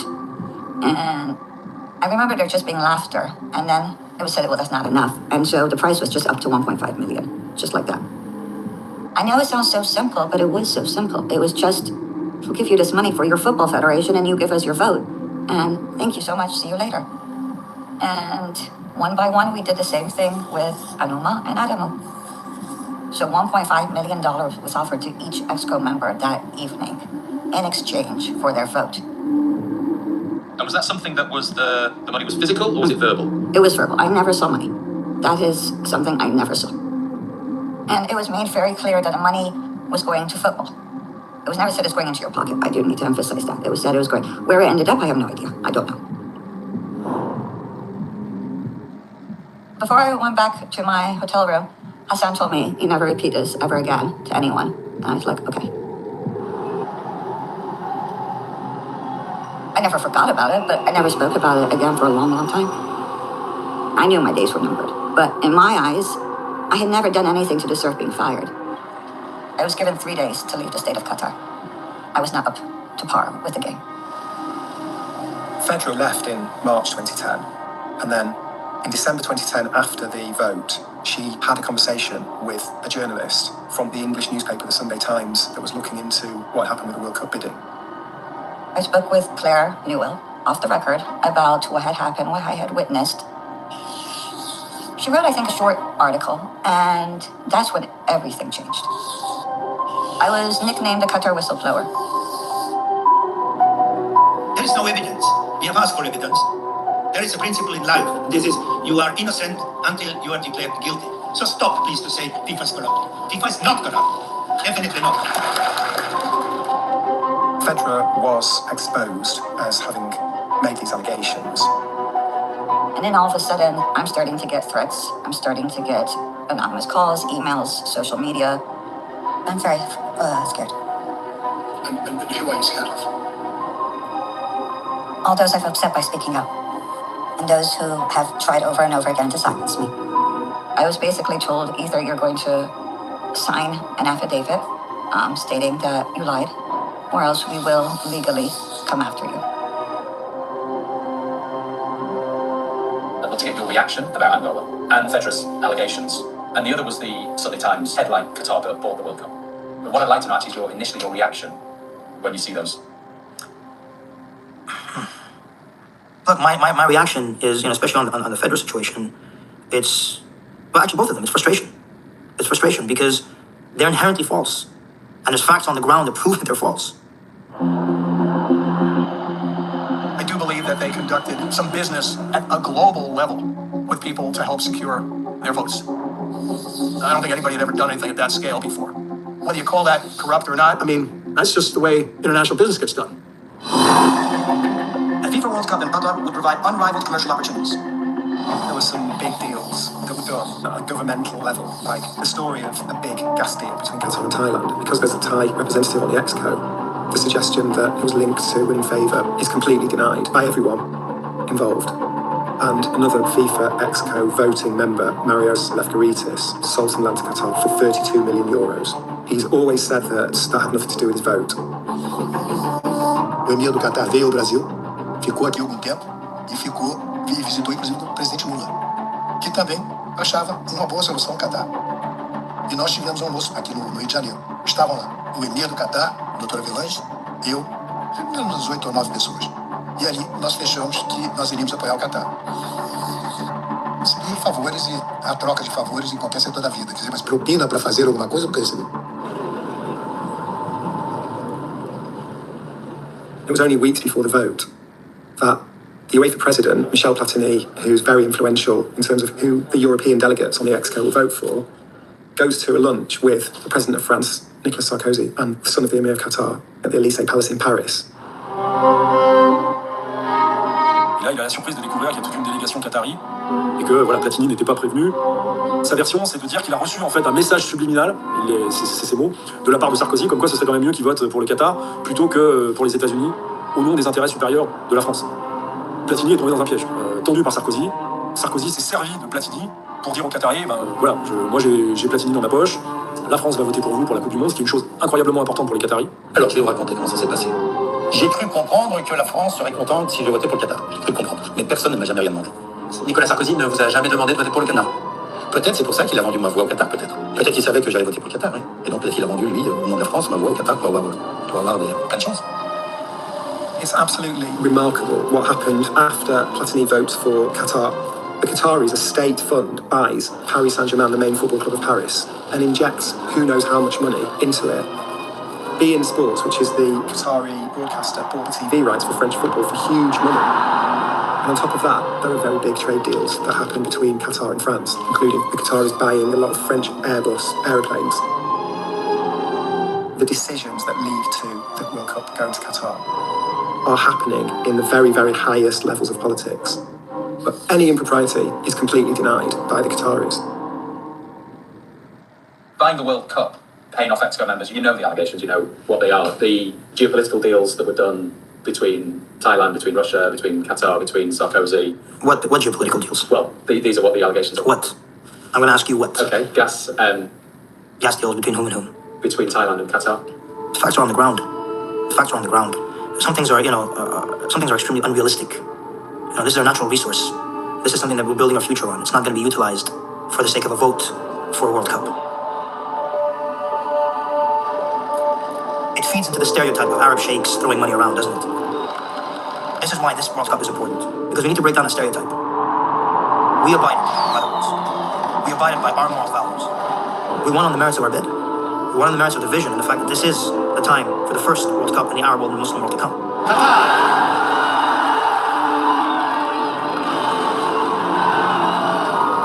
When it was announced, you'll see everybody else euphoric and shouting, and you'll find me standing statue still. Because I couldn't see Sepp Blatter from where I was sitting. And I was just standing still until I heard my team, screaming, yes, we did it, we did it. And the Arab world was a huge celebration. In Asia, there was a huge celebration. But what is not making me feel comfortable is what Blatter is doing. He put us in his band to eliminate Qatar. This is actually was the what doesn't make me comfortable. Will he or won't he? That's the question we're here to answer. The person we're talking about is Mohammed bin Hammam. He supposedly is thinking about challenging Sepp Blatter for the FIFA presidency. I'm actually known as a Blatter supporter. Definitely, I was honest advisor for him. And I will say, yes, I have contributed to his success. Mohammed bin Hammam considered Blatter as his friend, and he was absolutely loyal to Blatter, but it was a one-way street. Blatter promised after the 1998 election that he will stay only for 2 terms. This was deleted, and then Blatter stayed for a 3rd term, and then bin Hammam was upset because he didn't accept that Blatter didn't keep his promise. I thought that Blatter will not be interested in 2011, The president has to have a limit, maximum by 3 terms. So I felt this is not good for the football, not good for the game, but there was always supposed to be a second candidate. For Blatter, it was a shock that bin Hammam brought the World Cup to Qatar. This was a total surprise. For the first time ever, he saw his limits of power. And if there was a person here who had more power than himself, at least in one special event, this was Mohammed bin Hammam. I think bin Hammam is an independent man. He's had his time with Sepp Blatter. I think he, like most of us, has had enough of Sepp Blatter. I think Sepp has single-handedly ruined the good name of FIFA, and he understands that somebody's got to come in. But I think Blatter couldn't control his ambitions. He was the real Machiavelli of sports. After 13 years, Sepp Blatter is well used to the trappings of presidential power. During that time, he's received honours and accolades all around the world. But not everyone would applaud the way he runs FIFA. I wanted to maintain my position. I couldn't abandon all my years in development of football and all my years as Secretary General and as President. Blatter insisted on loyalty for everyone, but The problem of him was that he was not loyal to all his political supporters during all the years, to Mohamed bin Nama, for example. In 2009, there was an election in Asia for the FIFA seat, which I am occupying, and there's another candidate. And I was very much surprised to see that Blatter took his side. For me, it was quite strange. Supposedly his friend, he thought that I am a danger for him, and he wanted to remove me from FIFA. So I just said that I will not make him comfortable on his life.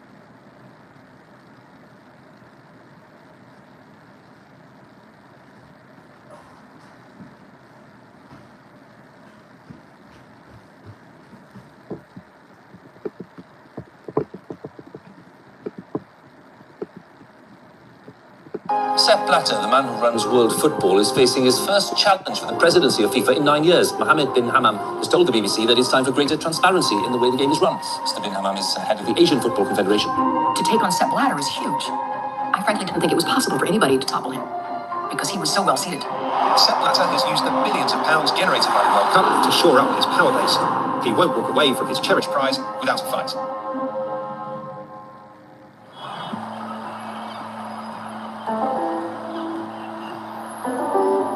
I wanted to see the Caribbean in Miami, and I couldn't get the visa. There's no reason for the authorities to say no, we're not going to give you a visa. I'm presuming that there's somebody doesn't want me to go to the state to address the Caribbean. It was a tense few days. There was a presidential election going on. Mr. bin Hammam wasn't there. Mr. Blatter was there. CONCACAF at the time was run by a guy named Jack Warner, who was president. The general secretary was a gentleman named Chuck Blazer, who was American. And then on stage at the Congress, Mr. Blatter, off the cuff, does a development grant for $1 million for CONCACAF. It was about as blatant as one could be in terms of, let me give you a gift for your region, Mr. Warner. In front of all your members, 30 or 60 days or whatever it was before an election. I was not happy about this. I am a candidate and I want to see the people. I want to speak to the people. So I said, Mr. Warner, give me another opportunity. And then organized this Congress in Port of Spain.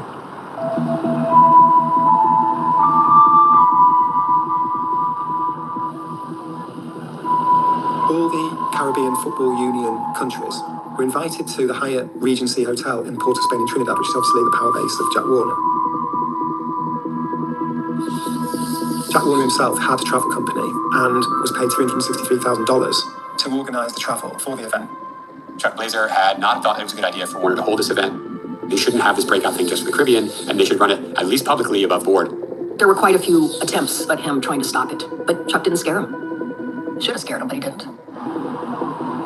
Obviamente la figura de Jack Warner como presidente de una confederación estaba dando una oportunidad a Bin Hammam.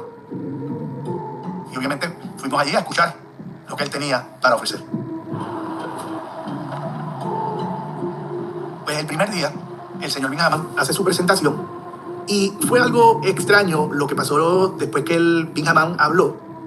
Nos hablaron de un regalo para ayudar a las federaciones. Y nos invitan a un lugar para recoger el obsequio. Esperé mi turno y entré al salón y habían unos oficiales de la CFU. Me entregan un sobre que dice Puerto Rico y cuando abro el sobre había un dinero en cash. La suma de $40,000 en cash. Yo inmediatamente le digo, ¿y para qué es esto?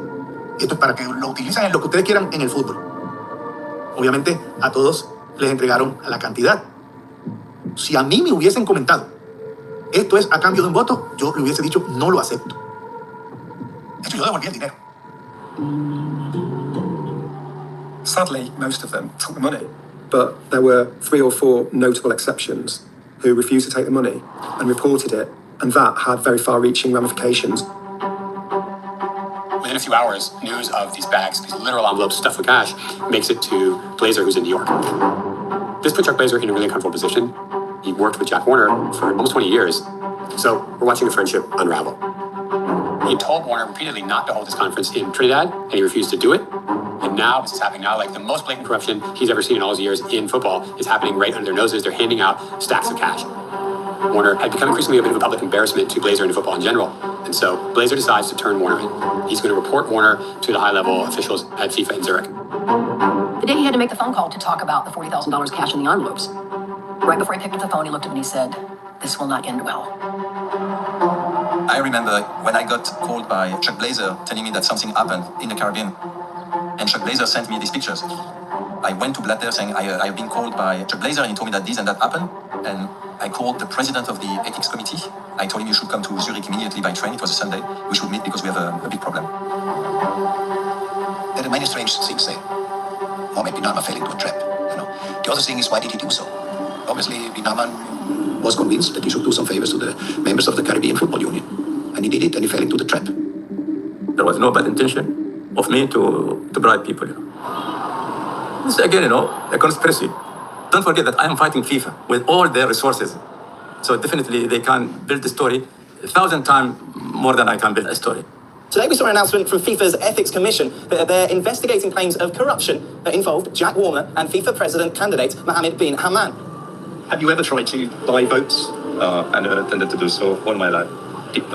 Did you ever give any money to those officials in the Caribbean? Nobody can claim that. He see me anywhere doing this. I want to say again, Mr. bin Hammam, never keep us abandoned, give any money to countries in the Caribbean. Jack at that point was so full of himself, he thought he was, immune to any kind of prosecution. There's a very telling little episode after the handing out of the cash in Trinidad, and it's captured on film. There are some people here who believe the umpires are down. If your umpires over church friends. But in fact, it's our business. It's our business. So this is the point default. That it was given to you because he said he could not bring the silver tray and a silver trinket and so on. So I said, forget all that. Put a value on it and get the countries. And the gift you get is for you to determine how best you want to use it for development of football in your country. If anybody here who has a conscience, I wish to send back the money, I am willing to take it and give it back to him. But don't go and talk about business outside. And believe that you're pious and you're holy and you're better than anybody else. And I want that's very clear. What's the future for Jack Warner in CONCACAF? For me, based on the evidence that I've seen, I don't think there is one. And how about your personal relationship with Jack Warner? It's obviously been broken. Okay, so do you think he feels a sense of betrayal? I feel betrayed based on what the risk and danger he put on members to expose them to this sort of situation where they were in jeopardy by accepting the gifts, I think is unconscionable. Arriving for a press conference today, the FIFA president was desperate to try and move on from the crisis. Crisis? What is a crisis? We are not in a crisis. We are only in some difficulties, and these difficulties will be solved inside our family. But he still found himself dealing with explosive allegations, this time about Qatar's bid for the 2022 World Cup. It's obvious that things are going very bad for the Qataris. They were scared that they were going to lose the bid because of both my allegations that were out there and Mohammed bin Hammam and his story. Like I said, a lot of wrongdoing took place during the World Cup bidding, and bin Hammam is involved. He did a lot of things to damage me, to damage my reputation. He has no border, actually. Sepp Blatter, being one of the great political minds in sport, sees in this scandal coming out of Port of Spain, Trinidad, an opportunity to get rid of his rival. It's really drama.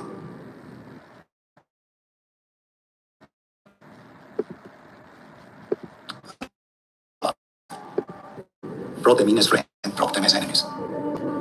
But Blatter had to find a way out. And he made a deal. One day, Sheikh Jassim, the son of the Emir, came to FIFA. Bin Hammam also came to FIFA. It was 3 days before the election.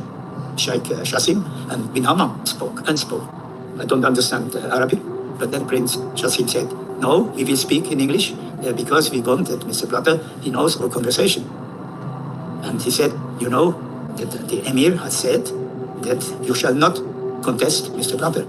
We will support Mr. Blatter for the election to 11. So Qatar would withdraw the candidature of Bin Hammam, and Blatter would not anymore speak about the way Qatar won the election to become host country of the World Cup 2022. I know that Blatter will be able to harm us. He has so many tricks. I'm not going to jeopardize, and I know that Blatter can do it. So I mean, from my side, I said, well, I think I am done. And yes, I mean, these people definitely, they harm me the maximum. Sepp Blatter has been re-elected FIFA president after a major bribery scandal left him as the only candidate to deal with a sporting crisis. Blatter won another 4-year term as head of soccer's governing body after receiving 186 of 203 votes. The 75-year-old Swiss executive has been in office since 1998. Former challenger Mohammed bin Hammam has been suspended over allegations of bribery.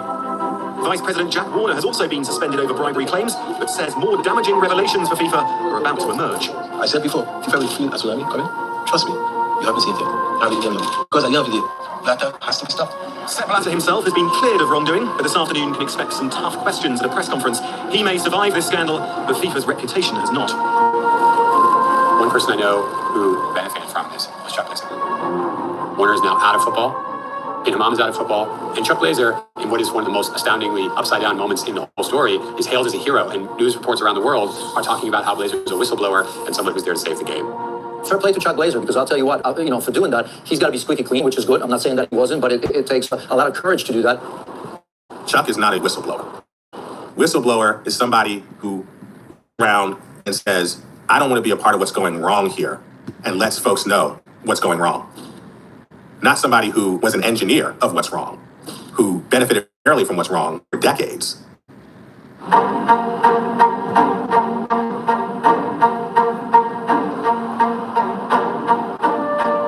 CONCACAF was located at 56th and 5th in New York City. That's Trump Tower. We sat on the 17th floor. And Chuck lived on the residential side, and he was on the 49th floor. I think Chuck was motivated by maintaining a lifestyle that FIFA and CONCACAF afforded him. Every endeavor at CONCACAF has to begin and end with making Chuck personally some money.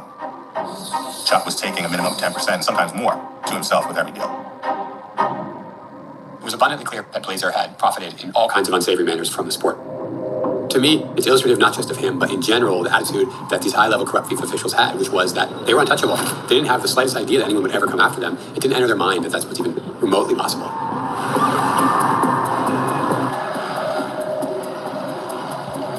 So, my experience in the FBI in the New York office is that of organized crime.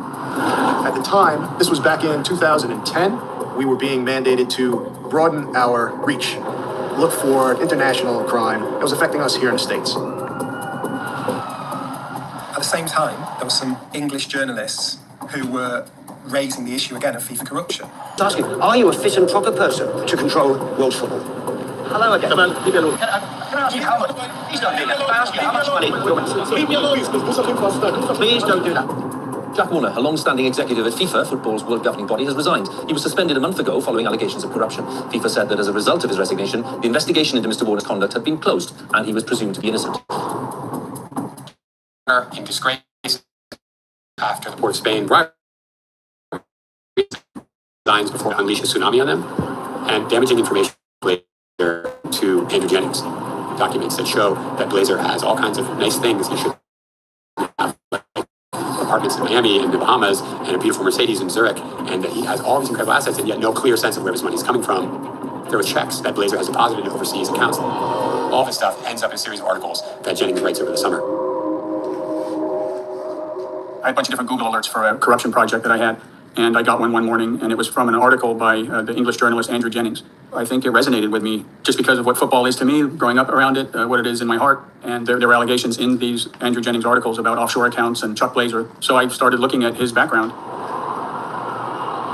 With an individual present in our own backyard in New York City, with information that seemed to be credible, we think we're able to start and begin an investigation. If there's a crime here, if there's a case to be made, it's going to come down to whether there is some aspect to it that really intersects with the United States. What we came to learn over time was that there was a law, and that was through the U.S. financial system. I thought the best way was to trace money, follow the money through the various wire transfer aspects of how money moves around the world. Say you're going to move money from a bank account in Switzerland to a bank account in the Cayman Islands. That wire transfer doesn't go right from Switzerland to the Cayman Islands. They have to have a correspondent bank in the United States. And one of the first subpoenas that we did issue was the FIFA bank at UBS in Switzerland. Well, they have a correspondent bank in the United States. So we got the records of basically all the wire transfers going in and out of FIFA. You know, you may have one thread of one business name, and it just starts going out like a spider web of leads. They used code names. They used so many different bank accounts in offshore jurisdictions to move the money from point A to point B to point C to point D to point E. It was just dizzying. But as we went along, we didn't know what the payments were for. I knew from the time that I had spent doing mafia cases that there's nothing like a cooperating witness in a conspiracy case, and something that's complex, to be able to just explain it all. The next major moment in the case is when Steve Redmond does something that IRS agents are able to do, which is he pulls Chuck Blazer's tax returns. And he can reveal what is sort of the, the ace in the hole, but he's got tucked up his sleeve, and that is, there are no tax returns. Turns out that Blazer had never even filed taxes for at least 15 years, and now they have Blazer right in their sights. It's pretty much an open shut case. They can get him on those tax charges, there's no question. So the only question is, well, what do we want to do with him? Do we just want to bust Chuck Blazer and put him away? No, we don't. We want him because we want an informant. And so the decision is made to approach him and kind of make him an offer he can't refuse. A lot weighed on the success of this approach. It was much bigger than Chuck. Chuck was going to be a first step towards a much wider investigation.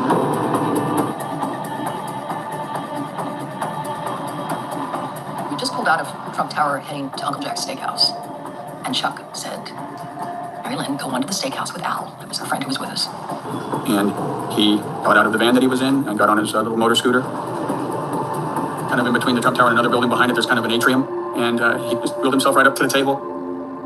He recognized quickly the situation he was in. I told him what we had on him: wire fraud, money laundering, tax evasion, the non-reporting of foreign bank accounts. The agent said, Mr. Blazer, you're looking at 75 to 100 years in jail right now. We can take you now, or you can cooperate. I mean, I remember him just looking at me and going, and then he said, I think I want to help you guys. This is probably bigger than you know. And I think we suggested that he get an attorney, and so it went from there. When he came upstairs, I said, well, your taxes, just pay them. Work out a deal, just pay them. And he goes, Mary Lynn, I'm just a fat crook from Queens. And then chickens came home to roost. The FBI goes after FIFA. Nobody is above the law. Suddenly, I'm an FBI series on Netflix. This is the World Cup of fraud. Maybe it is a mafia-style organization. Sepp Blatter isn't the only executive with questions to answer. 5,200 is the number of workers expected to die. On me rend responsable de cette tempête. Somewhere there is always an end. Je prends cette responsabilité.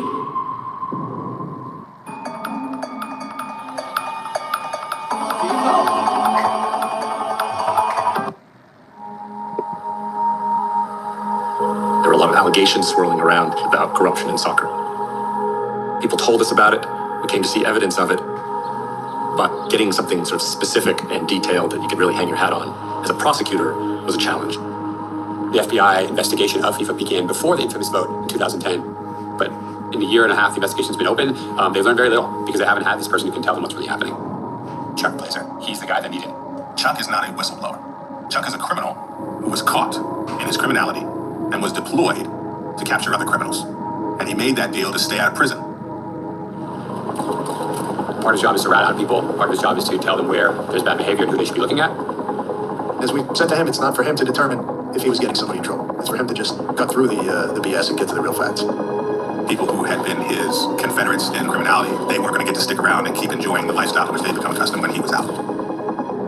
Whistleblower is no longer quite the term, right? He's singing like a canary. He opens our eyes to whole new universes of corruption that they had never really contemplated. They said, we're going to give you a keychain. Just toss your keys on the table when you're having dinner with somebody, and that will record the conversations. And he said, that is so low class. I wouldn't do that. And they said, Mr. Blazer, you will do what we tell you to do. The hierarchy was defined for us if you look at the EXCO. And as with all enterprise investigations, you want to get to the top.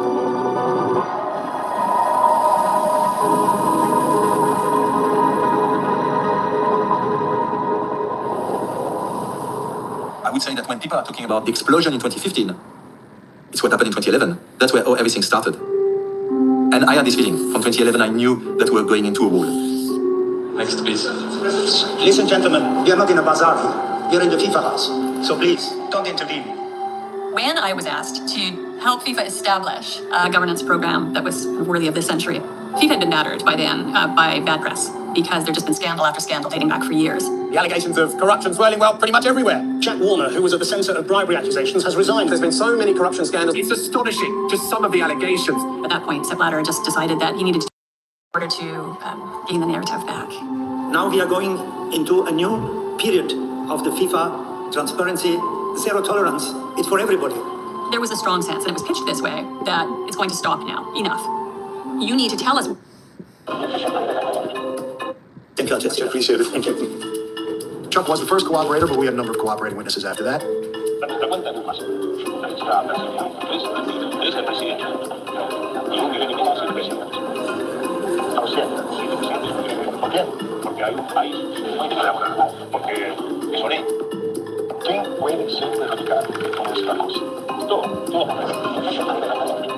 Jack Warner was right up there in the top 3 of people they were most eager to get. Because of his relationship with Blazer, they had an enormous amount of documentary evidence of corruption on Jack Warner's sons. They were laundering money for him throughout the world, particularly in the US. We went to their condominium. It was kind of early in the morning. We knew that Jack Warner was going to be in the country at the time. Basically woke them up, arrested them.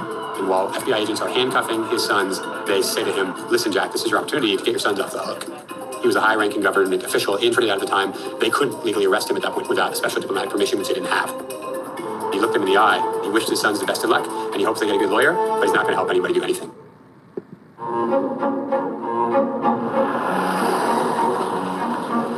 And with that, I declare open the 62nd FIFA Congress here in Budapest 2012. Welcome to Budapest. Thank you.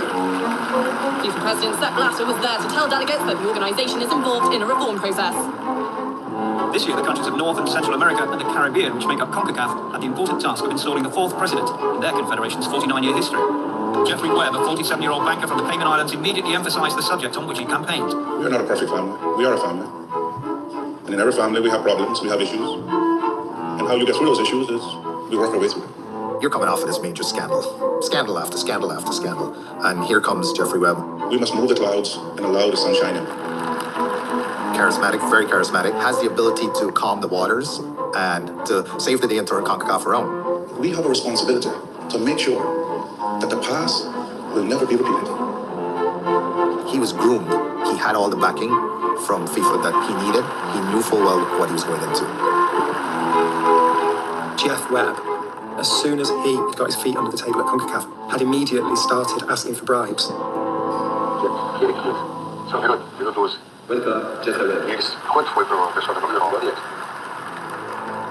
Turns out that Jeffrey Webb was every bit as corrupt as Jack Warner was before. He was every bit as dirty. Jeffrey Webb was demanding 10 million, 15 million. He wanted gigantic bribes. When we were just amazed to watch people slotting into roles, committing crimes themselves. And it was just astonishing to us, but also gave us a sense of the scale of what we were up against.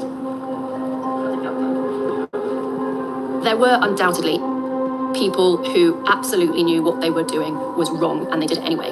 But I think over time, the lines between right and wrong had been blurred. You would have people seeing it as perhaps that is the rules of engagement. First of all, Alexandra Raghi, sitting on my right side, is the specialist on integrity checks. The Congress itself was just such a strange event. Lavish and sort of decorated with women dressed in long gowns, just standing very still as if they were statues, and it was very disconcerting. Just the excess around FIFA continued to startle me all the way through. Who wouldn't enjoy that lifestyle in an ongoing way? The question is, what are you willing to do to stay committed to it?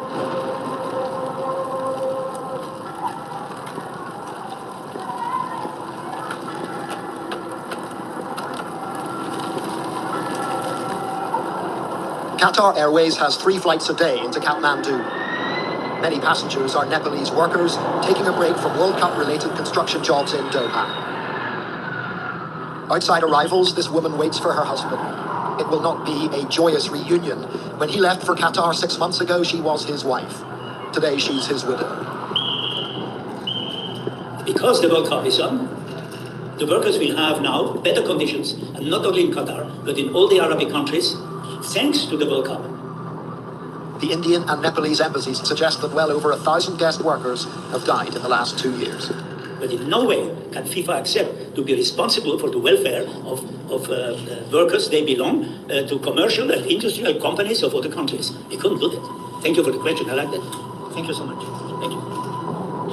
5,200, that's not the number of fans or players or sponsorship benefactors. 5,200 is the number of workers expected to die building the infrastructure for the games by 2022. It is unacceptable for any major event to actually be built on the bloods of innocents. End of story. That is as simple as it goes. And that is what we heard tonight. The world, sir, is that is exactly what's happening here. And that is a wrongful perception. To start off with, World Cup projects there's no deaths and no fatalities that occur on them. That's because no stadiums have been built yet. But we're starting to build them right now. Yeah, but lots of people have died in other projects. And there's steps being taken towards resolving that as well. I'm not embarrassed of saying that when we started off, the situation was horrendous. Plain and simple. But one of the legacy objectives of this tournament is reforming the working conditions and the labor reforms in the country. We have the desire to fix. We have the intention to fix. It's not a PR stunt. That's the fundamental part. When FIFA held their own investigation, which was done by the former New York prosecutor Michael Garcia, and people expected a real bombshell, but they gave the Qatari bid a clean bill of health. FIFA's own ethics committee launched an investigation into these claims, but there now seem to be conflicting views on the final report. Mr. Garcia has now disowned the report. I don't think you can take this report seriously now, because we did early this morning when it came when it was published, and then suddenly the person who done the investigation disowned it. Just hours after the report was published, Michael Garcia, the man who spent 2 years on the investigation, branded the report erroneous and said he would appeal to FIFA. Tone at the top. What an institution like FIFA needs is leadership. Leadership that sends a message that the rules apply to everyone. Leadership that wants to understand and learn from any mistakes or missteps the ethics committee may identify. It is that kind of leadership that breathes life into a code of ethics. Cynical, as this turned out to be.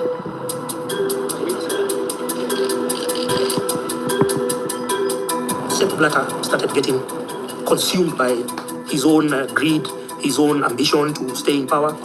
He had agreed to leave the seat to Michel Platini. Then people convinced him otherwise. At some point he started being delusional and wanted to win a Nobel Peace Prize. At some point he was hallucinating that he's going to bring peace in the Middle East. It's quite insane to be in this position. You have such a potential impact because football is so important in terms of what it means in countries and how it helps countries to go through good things, bad things, etc. FIFA is just beyond everything. The FIFA president is in the same group of people as the head of state. I think it is a recognition, not only for my name, it is a recognition of FIFA. It's a recognition of what FIFA is doing.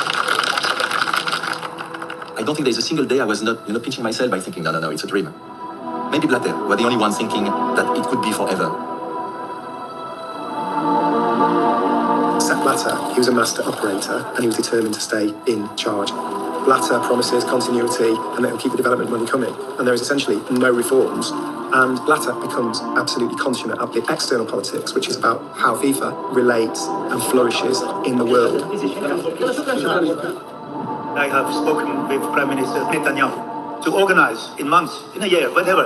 But the will is there to organize a football match for peace between Palestine and Israel, and we organize it in Zurich. He will be there, and he said he will shake hands with everybody. Between 2011 and 2015, it became too much in terms of financial power and in terms of political power. And Blatter is responsible for that. Having a life as if nothing has happened, supporting reforms, but in the meantime you are not reforming yourself. They just try to put some painting on the wall to make it look better. Was paid by South Africa in the name of the Diaspora Fund to Jack Warner and to Chuck Blazer. That's documented. They have it proved. They read it in black and white in a way that no one's ever done before. The $10 million African Diaspora Fund, there could hardly be a more valid cause, and there was never any legacy programme. It was a bribe to vote for South Africa. Blazer pleaded guilty to that. That's in an actual document that Chuck Blazer signed and pleaded guilty to. Obviously, Jack Warner denies, and it's never come to trial. I got a call telling me that the FBI came in and just a number of people have been arrested, including Jeffrey Webb and other members. I called Jeffrey Webb's wife, and I will never forget, she said that the guy said to Jeffrey, you can hug your son because you will not see him for a very long time. The FBI goes after FIFA. Arrests happening right now over corruption allegations involving the World Football's governing body. Corruption crackdown going down right now. Swiss police, we understand, raided one of the main FIFA hotels. There was little bits of information coming out here and there. And then you see the pictures of the Exco members being led out of the Bar au Lac, shrouded in bed sheets. 14 people are actually implicated in widespread systemic corruption. Some of the most important men in world football were arrested. One of the men who has been taken away is the president of CONCACAF, Jeffrey Webb. You really couldn't believe it, but then the pieces of the jigsaw fit together. It was tremendously exciting, hearing the news that 1 and then 2 and 3 and 4 had been arrested. Kind of couldn't believe it was finally happening. Sepp Blatter isn't among those arrested, but this afternoon presides over a governing body in crisis. It was really exciting, but it also didn't last that long because I had to get home and try to sleep for a couple of hours before the press conference the next morning. The Department of Justice held a video press conference in New York. Such an astonishing day in FIFA history and football history in Alex, general. I'm just going to interrupt you. As you can see, Loretta Lynch has just stepped up to the podium. Good morning, everyone. Thank you all for being here today. The 14 defendants charged in the indictment we are unsealing today include high-ranking officials of FIFA. 2 generations of soccer officials used their positions of trust to solicit bribes to decide who would televise games, where the games would be held, and who would run the organization overseeing organized soccer worldwide. When the FBI and the DOJ and the IRS finally deliver in 2015 to the public the fruits of this investigation, it's a stunning laundry list of corruption at every level. They didn't just put out one thing, they put out hundreds of things. This really is the World Cup of fraud. And today we're issuing FIFA a red card. The first time you read the indictments, it's like a tidal wave hits. You get punched every different direction. You got these people, senior people, accused of bribery and corruption. All of these defendants abused the U.S. financial system and violated... I think it was the scale of it that shocked and surprised so many people. I would put it in the same category as Lance Armstrong or Oscar Pistorius or the Russian doping scandal. They were expected to uphold the rules that keep soccer honest and to protect the integrity of the game. Instead, they corrupted the business of worldwide soccer to serve their interests and to enrich themselves. I'm getting phone calls and questions from my news colleagues. Suddenly, sport set the news agenda. The US authorities suspect those arrested of taking part in a 24-year scheme to enrich themselves. Loretta Lynch and Jim Comey talked about FIFA. They used charges that normally are associated with the mafia or Mexican drug cartels. The game was hijacked. This hijacking is being met with a very aggressive prosecutorial response in order to change behavior. This investigation has been long and painstaking, and it is not over. The U.S. is vowing that this is only the beginning to rid the nonprofit organization in charge of the most popular sport in the world of corruption. Whoa, wait, hold on. You're not just saying that these people did it. You might be suggesting that FIFA is responsible for this. And if that's the case, that's a potential planet-killing event for FIFA. Wow, it was incredible. It was unbelievable. The impact of these arrests, of these images, was just disastrous. I mean, FIFA became toxic. FIFA became a criminal organization. UEFA is deeply shocked and saddened by them. These events show, once again, that corruption is deeply rooted in FIFA's culture. Je suis député. Je suis écœuré. Et j'en ai marre. Enough is enough. Clearly, if these things were true, there was a big problem at the heart of how FIFA was operating. The buck stopped somewhere, and Blatter and Bulk have been in place, especially Blatter, for a long time. It's like the end of the world. That's the feeling you have. It's the organization will just collapse. You're not anymore in control, and the system will just smash you in pieces.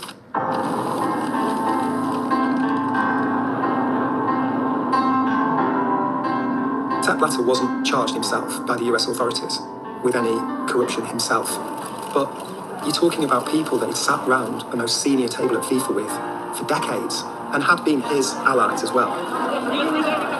FIFA's invisible man shows his face at last. Sepp Blatter may be on the brink, but it's clear he's planning to brazen it out.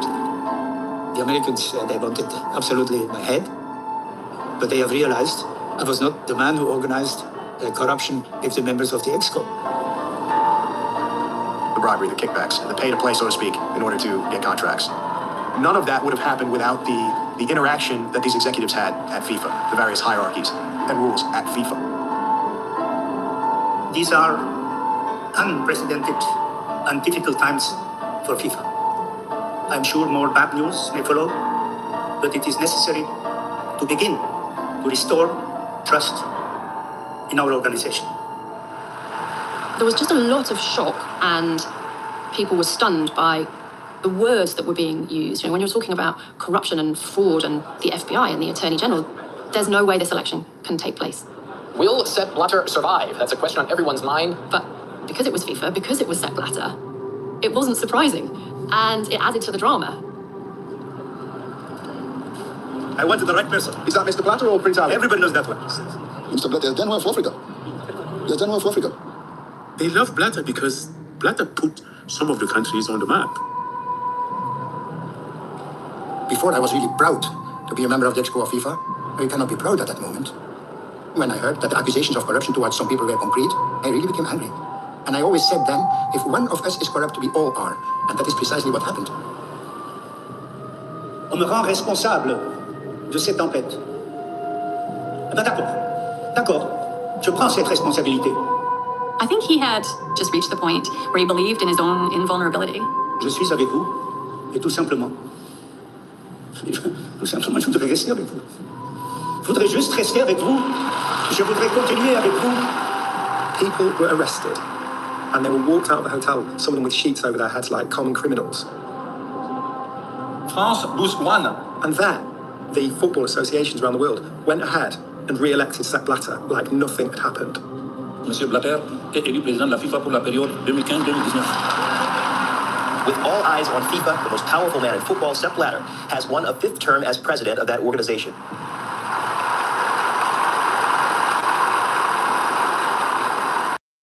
Was the godfather of football, to be elected 5 times as president, to have reigned at FIFA from 1998 until 2015. And in his eyes, and I think so many other people's eyes, he was untouchable. But he was the man who was head at what was without doubt the most turbulent, darkest period in FIFA's history. And if you are the person who has been head of an organization, you are culpable to some degree. But this is Sepp Blatter and this was FIFA. The Department of Justice had questions about what FIFA was all about. Because there was this pivot, right? Are we a criminal organization or are we a victim? You know, from their perspective, maybe it is a mafia-style organization. Marco Billiger, the chief legal officer, was really the person who hired us and also supervised us. And he was not remotely associated with any of the issues. To their credit, FIFA gave Marco full authority to do what he thought was necessary to comply with FIFA's legal obligations and to make sure that FIFA survives. And one of the things that we had to do was educate the authorities, especially the US authorities, about what FIFA really was. DOJ wanted us to show, not tell, through really 2 things. One was extensive, absolute cooperation, huge numbers of documents and information, but it's also a broader question about management of FIFA. Can the management that had run the place before continue to run it when you're trying to reform it? There's only so much that even Sepp Blatter can brazen out. He came under absolutely intolerable pressure. Les élections sont terminées. Bien que les membres de la FIFA m'aient conféré ce nouveau mandat, ce mandat n'a pas le soutien de l'intégralité du monde du football. C'est pourquoi je remettrai mon mandat à disposition lors d'un congrès électif extraordinaire. Je vous remercie de votre attention. Breaking news now. FIFA President Sepp Blatter is resigning from his position, even despite his recent re-election. Amanda, what a stunning turn of events from a man who appeared to see himself as above all the controversy just last week. Very quickly, Sepp Blatter had a change of heart, which I don't think anybody really saw coming. I felt that, this is the judgment from the God, because he did a lot of things to damage me, to damage my reputation. So I think that God accepted my prayers. This is not today in 2026. Okay. but he paid the price in 2015. Where is my security?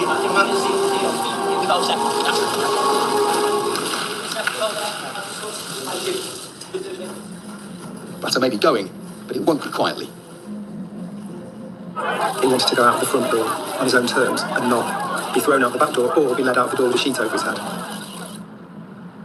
He said he was going to step aside, but was going to be in place long enough to oversee the election of his successor. So many had failed to dethrone Blatter that the question was, who is left after all the allegations of corruption and who is actually a realistic presidential candidate? What happened then was that, of course, Michel Platini was the candidate of UEFA and of European football to become the new president of FIFA because Mr. Blatter decided to withdraw. So we were all supporting Michel Platini at that time and all, hoping that he would bring the new wind that FIFA needed. It was very important to have a replacement who had credibility across the board, right? As somebody who was not seen as a creature of the prior regime. That was critical because you don't get a second bite at this apple. Pour Platini, je pense que quand il voit Blatter à terre, ça allait être juste une formalité et qu'il allait être président de la FIFA. But there was always going to be a but. That is when the leak emerged of this disloyal payment, as it has become known, between Blatter and Michel Platini.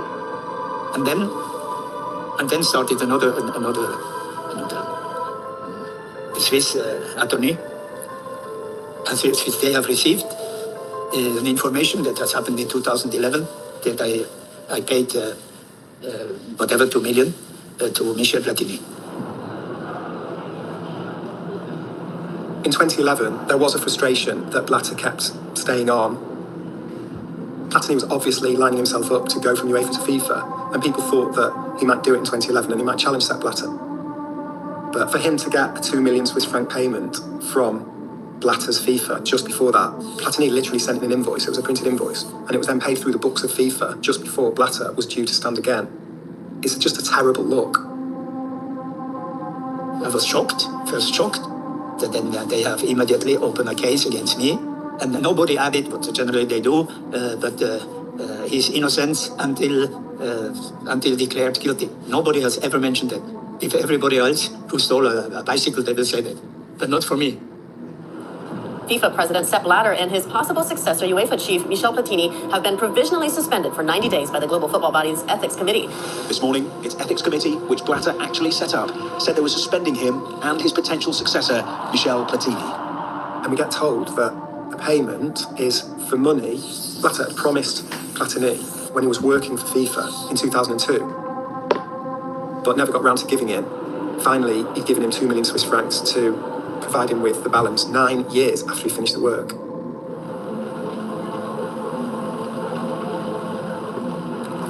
This news broke after the arrests in Zurich, an environment where people were being criminally charged with and some people pleading guilty of bribes and kickbacks. Actually, it isn't the same, but I think part of what they were charged with under the FIFA code was conflict of interest. It's against your duty of loyalty to the organisation that you're working for. And this was the moment, really, when there was, in an official document, a payment being made for Sepp Blatter. It felt like the nail in his coffin, really. Sepp Blatter and the European soccer boss Michel Platini have both been banned from soccer for 8 years by the Ethics Committee of football's global governing body. He said he was sorry, though mainly for himself. I am now suspended 8 years. Suspended 8 years. But I will fight. I will fight for me and I will fight for FIFA. Suspended 8 years for what? The decision now means that Blatter's 17 years at the helm of world soccer will end in disgrace. That's what caused Blatter's fall, not all the other things, not the arrests, not the US indictment. That is what led to Sepp Blatter being banned as well. Pas terminé secrétaire général toute ma vie. Et puis il y a quand même un exemple juste à côté de lui qui est l'exemple de Blatter, puisqu'ils viennent de villages qui sont de villages suisses qui sont distants d'une dizaine de kilomètres. Quand Infantino vient le voir, Platini, pour lui dire voilà, tant que tu es empêché, je vais être candidat, et puis si jamais tu reviens, je te laisserai la place. Platini est encore assez naïf pour y croire. So there's now a criminal investigation. Can you actually guarantee the World Cup will be playing in Russian Qatar? Or is it too early to say? Yes. Now, today, if you ask me the question, 2028, yes, the World Cup will be played in Russia and in Qatar. If it would be one wave, it would be okay. But for me, it was week after week or month after month, something more. Jerome Valcke, the Secretary General of FIFA, has been suspended. In a statement, soccer's world governing body said it had been made aware of a series of allegations involving the Secretary General. The 54-year-old has been put on leave and released from his duties until further notice. I have no feeling that we did anything wrong. But we are in a world where everything has to be perfect. And we were not perfect. I have never taken any money. I have never asked money out. I have never asked FIFA to give me more. They gave it. If you want to run FIFA with the ethics code, good luck. I'm not sure you can do that. I mean, that's not the real world. The Russian Football Federation has also settled back Infantino, who is currently UEFA's General Secretary. Is that everything what needs to be done? I still have time, but they've done already quite a lot, yes. It's going to be a deal. Anyway, how's it going? Thank you very much. Happens for a reason. Al-Qadar, as the Arabs say. One of the first things he did was gesture widely and say, the money of FIFA is your money. It's not the money of the FIFA president. And what we understand from that is that the abiding quid pro quos and status quo that gave them money is going to remain in place. You interpret it that way because you have a wrong mindset about me or about FIFA at that time. When I say... FIFA had just gone through that enormous scandal. Absolutely. So absolutely. The mindset was fashioned by what had happened. You're right. No, you're absolutely right. And the money of FIFA has to serve for the development of football and not for anything else. And if I meant that money is the money of football development, of all of you who have to develop football in your country. It's not money of a few people. Don't misappropriate that money. Use it where you have to use it.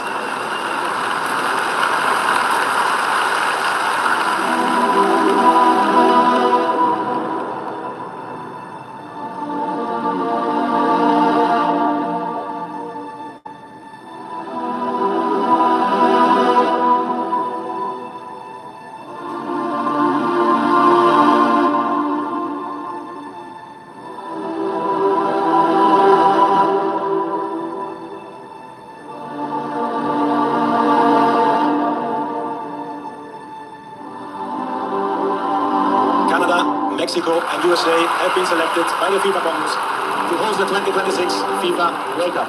Thank you. As far as we do know, the kind of institutionalized corruption of FIFA has been exorcised. People want to know why you've come to Moscow. I received an invitation from Mr. Putin that you'll come to the World Cup. But I actually think that what we've got now, in terms of a big concern about FIFA and its direction, is actually on the level above that, which is about football's place in a difficult and divided world. 夏だね。お待たせしました。いい夏ですね。ハイボールサントリートンカンです。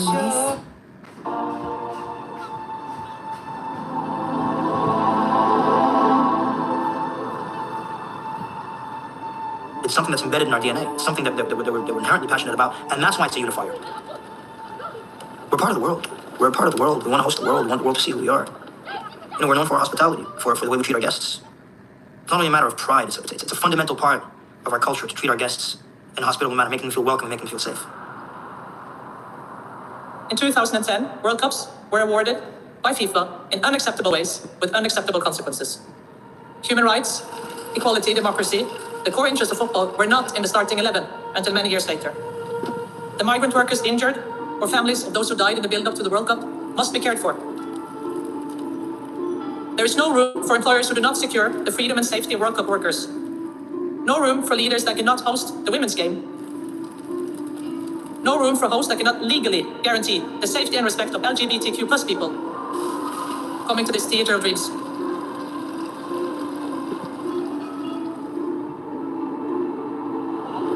The fact is, the World Cup is taking place in Qatar. They have survived all the allegations that were made against them. The legacy remains to be seen, but they're hosting it because they are so wealthy. That's the reason. Money is the reason why they're hosting it.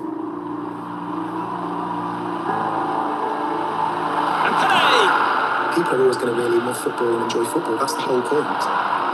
It's compelling, it's magnetic, it's captivating, it's magical. It's the job of the people who run it to make sure that they steer it in a direction that embodies good values that's worthy of all that passion. Because it's really clear that football can be abused and exploited, and the passions of people who love the game can be exploited for malevolent purpose. Dictators have used sport for propaganda, basically, and that's happened incredibly recently in 2018 in Russia. The world will witness a welcoming Russia, a warm Russia, a Russia which is open to the world. We have to look back to Argentina in 78 or Berlin in 1936. It's happening, and we've got to be very, very alive to that. Big sport does need to be extremely honest about the power that it holds and whether it represents the force for good in the world that it wants to, or just a power that can be bought and be at the service of dictators and the most powerful and wealthy countries around the world.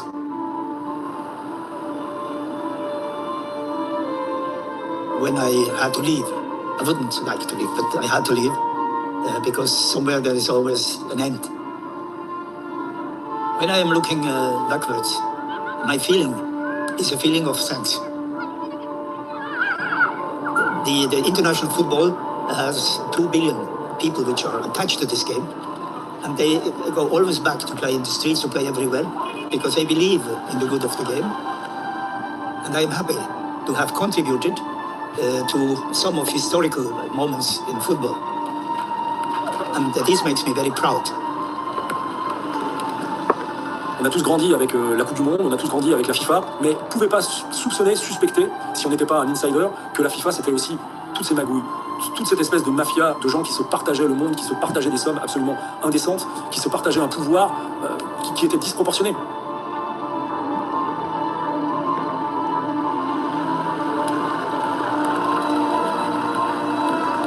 If you ask if FIFA can get ever away from corruption, you have to ask if the world ever can get away from corruption. I say no, they can't.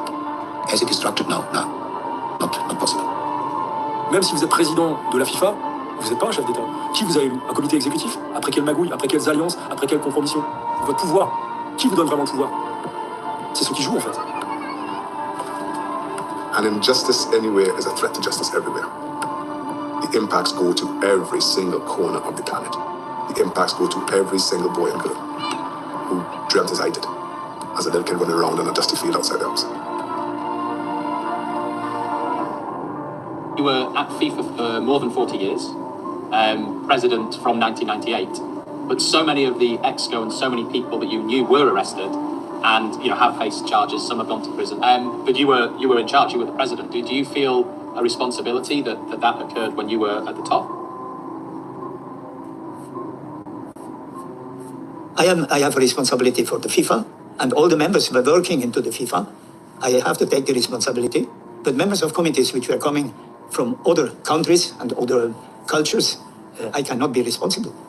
I'm sorry for the FIFA, but I cannot be morally responsible. J'ai la conscience tranquille, and I can sleep well. Even now I can sleep well, because I cannot be responsible for that. I regret this has happened, but I'm not responsible.